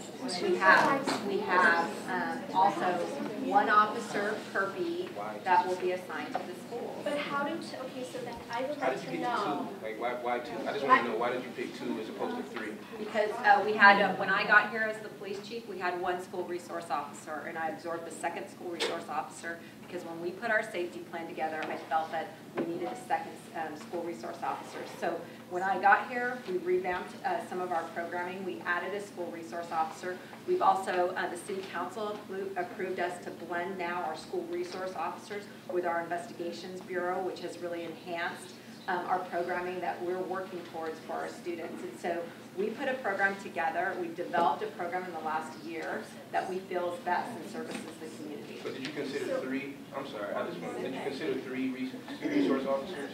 At this point, we consider the 2 resource officers because But I'm just trying to see why you didn't go to 3 as opposed to 2, because right now I think we think 5 makes sense. So why, but I just want to know what made you stop at 2 as opposed to going to 3? Was it money or was it, like, why 2? This has nothing to do with money. It has nothing to do with resources. It has to do with assessing what the schools need, assessing a safety security plan, working with the school and Chris, and doing and putting together a model program. And that's why this program is continuing to develop. We are moving and shifting the whole way we deploy our police officers, not only for the community, but to be more responsive to the schools and have dedicated staff that know their area, that have dedicated officers who really, as the assistant chief, have buy-in. And so we put this together because we know it services our areas and also the school in the best way. I'll have you have one question and then turn here. I'm not finished actually. So I'd like to know, how can 2 officers satisfy 5 schools over the course of 5 business days? So I'm going to tell you that we have 2 school resource officers, and we have 1 officer who patrols the beat assigned to every single school. So not only do you have 2 school resource officers, you have 5 other officers that are dedicated to working with the schools, being proactive, and also being a resource. But they're not there on a regular, diligent, daily, and every basis. Don't we all agree? Like, can't we just, the frustrating part for me, truly, is like, where is the common sense in all of this? Like, let's just talk about common sense, right? So we have the money, right? The money's not the issue. Finances, economics, not the issue. We know there's a problem. We're all on notice. It's like God throws a stone, God throws a rock, God throws a boulder. Like, the boulder has hit us now, right? I mean, we've heard from parents whose kids know what's going on in the world. Like, my daughter's 10. She doesn't know what's going on, but it's inevitable. She's going to hear what's going on, right? So what we like someone mentioned earlier, economics, finances aren't the issue. So let's be realistic. Why we're all sitting here saying each school needs at least 1 SRO officer on a daily basis, 7:30 a.m. to 4:30 p.m. Why didn't they do it 5 years ago? Do it. Why can't we just do it? We're Why all until after the here. fact? We're all aligned, right? So Why I guess my question is why? Like, who is making these decisions? That's the frustrating part. We've elected boards. These guys are service providers. Let's be reasonable. You can still have the other cops roaming around the schools, even if you have the SRO. If you like the idea of the roaming, cops and those things covering more ground, you can still have that with the SROs at the schools. So, I mean, I guess the main question, based on the evaluation you did, why isn't 5 better than 2? So we currently, when we do an assessment on the needs of the school and the safety, and it really is down to what is the best practice. And I think, I'm going back to policing the problem. You can't out-police. You can't throw police to say solve all these problems. It's not a 100% solution, right? I agree, but let's be reasonable. Right. Right? It'll help the parents feel good. 50% safer? Yeah, I think 20% safer? Yes. And we are being reasonable in our response because, again, we've doubled our school resource officers in the last year. Doubled from 1 and, to 2? And no, but is that? Yeah, let me just explain. I think one of the pieces is we consistently respond to threats or intelligence. I'm not saying we don't. Right. You guys do a fabulous job. We bought in. My husband and I, we bought into Beverly Hills. You know, we said, yes, we get security, we get the schools. You can't do any better. You can't do any better. So we believe in you. The faith is there. But like, let's be reasonable. Let's get an officer, at least one officer at every school. And who do we talk to make this happen? Do we run up the flagpole? Is this above you? Is this above you? It doesn't make a difference. We already went over all this. There was an officer there. It may make a difference. But that's what I'm These saying. are low. I mean, I'm It's a sorry. 2,000 person campus. It doesn't make a difference. So let me go to a question. Let me go to a question. I don't have a question. I have a comment. Okay. My feeling is that everybody needs to take their outrage, their sadness, and their concerns to the ballot box. That's the problem. It's done for the problem. The fact that we heard that Snapchat video of that kid, that is going to take out any 14 officers standing out in front of it. And I hear everybody, I really do. But I do feel like when I drop my 2 kids off at the 2 different schools in the morning, I feel like they are safer in there than they are when I drop them off at, or when they walk to Beverly Drive or Century City. I just do. And when we're talking about this stuff, it's never been stranger danger, not one time. The only time was Vegas, and we're not talking about hotel security. The only time. This is the problem is that a 19-year-old was able to go in and get a high-capacity military-grade gun. So people need to stop looking at their taxes and voting. They need to look at gun control and vote. That is the problem. Okay, up here, and then you, and then you. The only thing I want to say is nobody does anything until after the fact when it comes to anything. We've talked about security for the last 5 years, but people wait till something happens. The police can only do so much, and they're doing the best they can. They're not going to put 20 officers in every school, and you know, it's crazy. You have to draw the line somewhere. They're doing something now. They're working on it, and just a matter of time. But like anything else. You know, you have to draw the line somewhere. You're talking about putting bulletproof windows and that's crazy. No, it's not. Why is that crazy? Why is it crazy? Because that's not going to stop anything. There's no 2 situations. Let me finish. There's no 2 situations exactly alike. You're not going to be able to prevent everything. You have to draw the line somewhere. You got to live in this town. But wait, why is a bulletproof window preventing? Because there's no such thing as bulletproof. If they use Teflon bullets, they'll go right through. Bulletproof windows isn't going to stop in 10-15. But with all due respect, I'm not trying to solve every possible problem. Then what are you trying to do? I'm trying to increase our odds of protecting our children. Okay? Okay, so just can I just say let's all keep everything respectful, just questions directed to the police department or the school board and not have a chaotic. 1, 2, 3, 4. Hey everybody, Leanne Mark. I guess I was ready to say what you said. We want to make sure that we're responding not just to the symptoms, but to the root of the problem. And so really, I would like to echo what the Florida students are saying, is that this doesn't have to be our reality. We want to make sure that people are not, it isn't easy to get these type of weapons or those type of penetrating ammunitions. What I also wanted to talk about, I'm the new Child and Volunteer Protection Advocate for AYSO. And as a new parent to the Beverly Hills School District, even though I've lived here since 2009, we were at Warner at LAUSD for elementary. And one of the things we did a little differently over there is basically all of, I guess, here in this room, I think I can say we are community leaders. We are the most involved parents and volunteers in our school. At LAUSD, we all had badges. So we filled out an application much like we do in AYSO. We were approved. We actually had a badge with our name on it. Every morning at drop-off, there were at least 10 parent volunteers helping with drop-off and crossing. Those were all volunteers. And then in addition to that, I would say throughout the day there was at least 20 parents in the different classrooms volunteering. And we all had badges.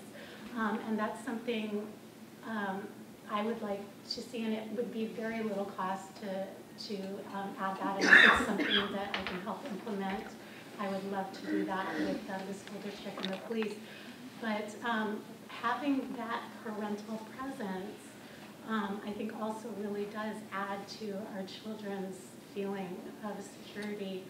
I know from my psychology background, our kids are going to be resilient. I've talked with my 12-year-old about Florida, and of course he immediately teared up. And my first thing that I said to him is like, "You're safe in Beverly Hills. They have a plan." And having us as parents be caring and supportive, and to have those high expectations for them, and then really encourage them to be involved in the functioning of our school and our community is what helps them to feel secure and helps their resiliency. And as far as support, it's not just emotional support, it's instrumental support, doing things for them, and then that informational support, communicating with them. And so I'm really happy that we are all here, and that we are all volunteering, and then we need to get more parents involved and more community members involved. What else did I want to say? There's so much. Can I reaffirm let me reaffirm one thing you just said, because you hit the nail on the head. You taking that one-on-one time with your child and explaining to them and not keeping the Florida incident away from them. Right. Explaining to them that they are probably sad, they're confused, they're hurting because of it. And these are the things that we're doing as parents with the school district and with the police department. They don't know that. I talked to my 17-year-old about the same thing. He had no clue that we work together with the schools and the parents to be able to prevent and to mitigate these future incidents. And really, he tells me all the time, "Dad, look for bullying, look for shaming, look for bad breakups." Those are the things that happen at the schools, right? So my own son, educated me, and then of course I started doing some homework. Bullying, shaming, bad breakups, probably 75% of all the shooters that did these incidents. Those are things that we can look at. I would have never known if I didn't talk to my 17-year-old, so that's a good point. Okay, so I remembered the question I was going to ask. As far as like city ordinances, is there anything that we can do just within our community to up mental health services and decrease access to these types of firearms and that type of ammunition? I can tell you, and I can't tell you how to vote, but I can tell you that you have ballots and initiatives that are being put through at the state level. You should be active because they're taking money away from the schools, right? They're shifting it. They're taking money away from mental health services, and your voice can be heard in Sacramento. I know we go to Sacramento to do that because the fact that because you know where they are, the the houses that they right. hang out, or mental health. I mean, there's always ones that get Right. on, but kudos to you. The system, as it relates to the mental health services and support, I mean, as you know, if you follow the state, is broken, right? They push people on the streets without any of the services, and so we are dealing with those people. So anything you can do to advocate your position at the state level, the city council now posts their position on the website. So if you want to know what when something called the Safe Streets or Safe Schools Act comes out, and you want to see what that means, the city council works, and they have a committee that puts out their position and that explains what their position is that you may consider. So some of the titles don't necessarily jive with the outcomes that we're seeing. So let me go to the three right there. A couple things. One, thank you, everything. Yeah. The plan sounds awesome. I think that I think you're hearing from all the parents all the time. I've been going to all of these meetings. We need to fortify it even more. We need to find the ideas. Couple of things I'm noticing from all the different discussions. One, I may be completely wrong, but I'm not sure. But I think that in the Florida shooting, they did not ever encounter the security person that was there. I don't think that there was somebody shot. I might be completely wrong, but all the news articles I've seen was that person was on the other side of campus. And it's a 2,000 person campus with a huge sprawling set of buildings.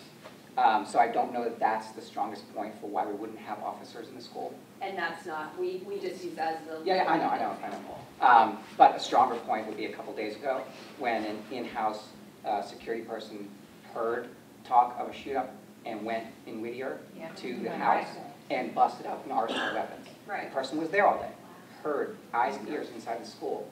A cop car out front, eyes and ears inside the school, couldn't be a better solution to fortify your program. Right. I urge all the parents to keep this dialogue going. Go to the schools and pressure them. Go to the board. Dr. Breggy's not here. Pressure everybody.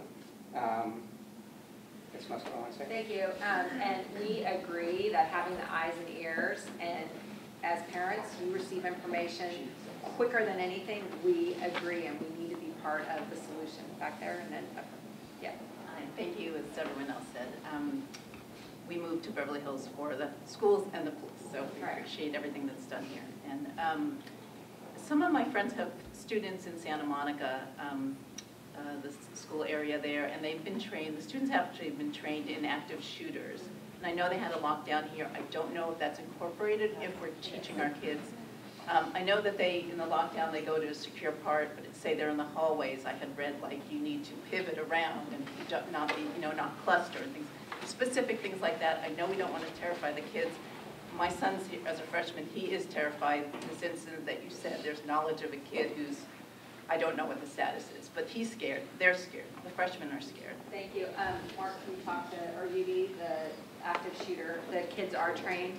It is a component of the training. I think it starts at the middle schools. By the time they get to the high school, that training is ingrained. Now, I'm not sure exactly what they're teaching in Santa Monica, so I'm not going to speak for their program, but I can tell you that for our children, we teach our children to shelter in place. We teach our children to find a secure spot, and if they are out in the open, in assistance and cooperation with the school administrators, to go ahead and exit the location to a specific and safer area. And those are part of the safety plans or ingrained and already in place.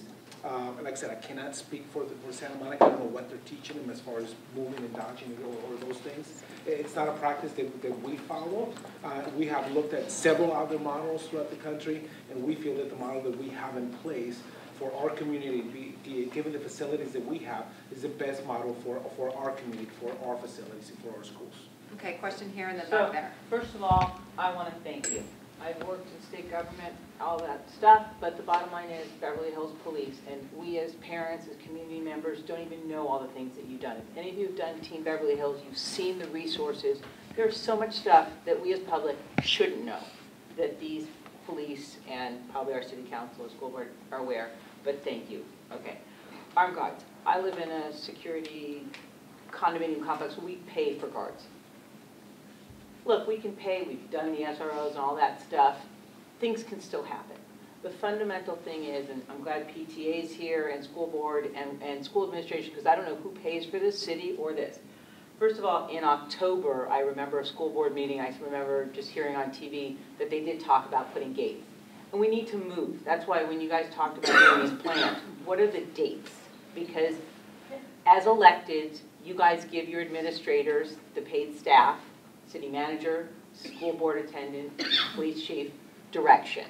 But we need dates and accountability. That's what you're hearing for, whether it be SROs, whether it be the gates, whether it be whatever. So the security plans. Chris, you mentioned, is Chris Hurd still here? Yeah. Okay, so who's here from school board? Anybody? Okay, so you're school administration.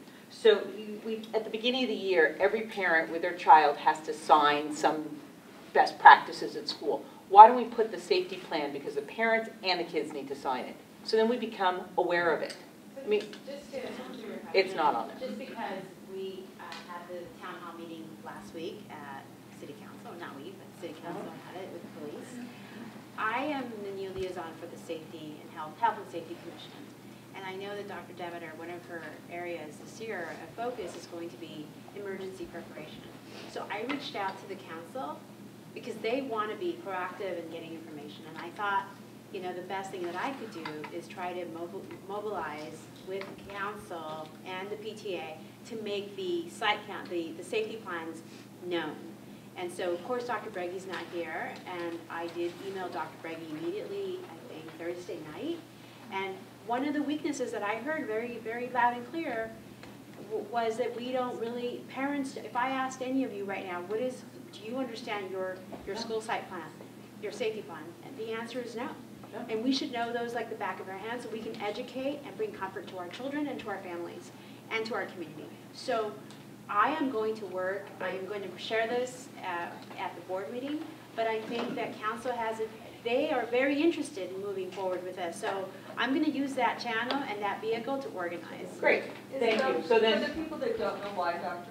Breggy is here, say, of course he's not here, we don't want them to think that he's not here because this is important. He has a family emergency, okay, yes. And he's not here. not Otherwise, sure. he would be here, but he is watching, he is listening. You guys, if it's all right, just so you know, can I just let you know that as the Director of Communications, we've communicated with our staff and family. Dr. Breggy's father died yesterday morning, so he had to fly to Chicago, and he's making funeral arrangements. So we're in constant contact. He's still way too involved. Yes, he he's needs very to, involved. Yeah, but that's why he's not here. Thank you for sharing that. So, again, so it's not about him, it's just in general. So, okay, so that's it. I mentioned about the substitute teachers. We have crossing guards. Again, I don't know. I'm glad City's here in school because I get mixed answers who pays for them. So it's They're, 50%. but the bottom line is they're a great resource, and I would like to make sure that they get trained. The crossing guards. For security different. I'm just saying, I'm putting this out there, and then can we make that and get back to us? And if not, PTA can maybe pay for this. I don't know, but they're a great resource. We're talking about SROs and whatever. They're there every day. We talk about that the schools are open and the gates. And I heard Mr. Hurt say that he closed at BV. I'm giving that one example at 4. But there isn't any alarms. And I know that I don't know, again, who pays. I just asked somebody yesterday. The guards the people leave at 4 o'clock. Maybe we can keep them till 5. I'll tell you, I'd rather have. The ambassadors you're talking about? Yeah, whoever's there in the playground. I'm committed to, I'm going to let the city council, if Lily hasn't even told them already, I'm going to let the city manager and then the Parks and Rec director know that this is an issue and be sure we circle back because if it's the city's responsibility, we need to know whose responsibility it is and we need to take responsibility. If that's not happening, then we will. Again, I'm not throwing guards. I think that, again, it's eyes and ears, so it's educating our kids. I make my kid, I've traveled the world, lived around the world, and I say you need to look, I make him take that, put away, he doesn't have a cell phone, but whatever gadget he's playing with, not to play, I want you to see what's going around when we're driving. And I think we need to install that. When we had the problem with the harassment at Beverly Vista, I'm sorry, I've got a 4th grader. I still haven't heard about a training on what harassment and bullying is for my child, let alone these things. I told my kid about what's going on because I want him to be aware. But it has to be happening at the school. And when I asked about the ambassador, when is this going to happen?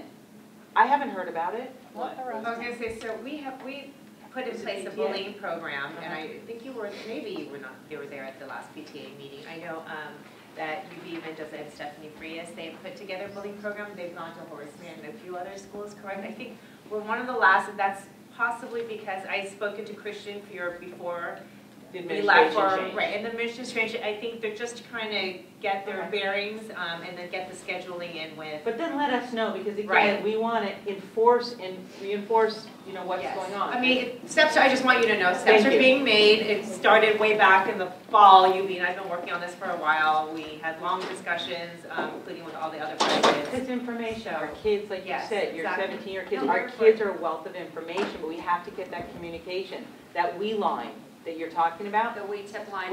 When is that going to be? Is there a date set for that? I mean, so we haven't, and thank you for asking. We haven't selected the platform that would be best, but we would think to have something in place before the end of the school year to start educating students. With technology the way it is, you've heard from the parents. We've got enough parents that are in the technology world. Can we make that? Today's February, end of the school year doesn't help us. That's, I think, the urgency. And then we can start telling our kids, can we make that March 15th? I can't give you a date, but it's a priority, and we're looking at the platform. We think that we have a platform we're using right now. We can actually just turn a switch on, and then there's going to be programming and marketing with the students to let them know whatever it is. Put this sticker on the back of your phone and really blast this out through the schools and educate the kids that If there's something suspicious, you can either call 911 or you can text us confidentially. And the key thing is the anonymous, and I tell my kid, because I don't want him, then he's worried, oh my God, then that person's gonna come after me, and that's what I'm hearing in the high school, rather than, I got a fourth grader, And we know that, and so I think the 911, when you text to 911, it's not anonymous, so we don't want the dispatchers to be inundated with. But this is different, this could be at the school level for and it'll go directly to the. And if you need PTA, like, you know, to pay. We don't need any money for that. That's something that we No, they've been very wonderful. Anything we've ever needed from the police department, I have to give them kudos. I know you're, and I know you know that. Amazing for everything. We had movie night and you guys showed up because someone complained. I think it's great, but I think the communication, and I thank Lily for saying that she put a timeline on getting back. I think, look, bureaucracy. We all have it. School board too. There's bureaucracy that's involved. But if we do put some timelines, and I really don't want to wait until the summer, and then summer schools, and then school year. At Beverly Vista, again, I apologize, I'm not one of the BDs that wants an armed guard, but the EDEC, which my kid's got his class up there, that's open from the playground. 4 o'clock, somebody's up there hiding something for the next day, you know? You can't protect, you can't stop everything. They're going to come up with new technology, new ideas. But please, timing, hurry. We agree. That question back here. Oh, yeah, being that most of these shootings have happened from the students, are we I'm sorry, I can't hear you. Being that most of the shootings have been happening within the school from the students, are we also educating the kids about the consequences of doing these actions? And actually showing videos of what happens to you when you do these things, just not doing drills? I mean, I don't hear a lot about educating the students about consequences. About what happens, because you have kids and they think it's funny, copycats. One thing that came up as far as programming is we've been, some parents have asked to bring programming back to the schools. We need to see what the right programming is, and it really has to be approved by the school board and the schools, and we need time. And so I don't have an answer yet on programming because there's a ton of programs out there. DARE isn't. There's DARE, there's GREAT, there's a ton of things. We need to find the right programming for the school, but that's the perfect way to do exactly what you're saying. I mean, I was talking to my son yesterday. He was saying about kids talking about shootings, and I tell him about the consequences. You know, what happens to when someone does that? And what happens to, he's here in 9th grade, and I told him, you know, these people end up in jail. Right. And you know, your life is destroyed. And you're doing exactly what parents, so this is, and again, we're parents, but we are not telling people how to parent. And it's really a parental decision. Some parents want to be very proactive and do exactly what you're doing, which I think is great.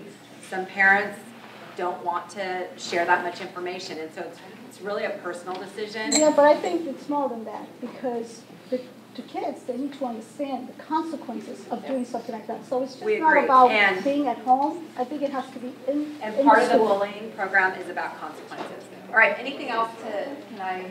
Yes. Anything else? No, is there anything else? We'd like to adjourn the meeting.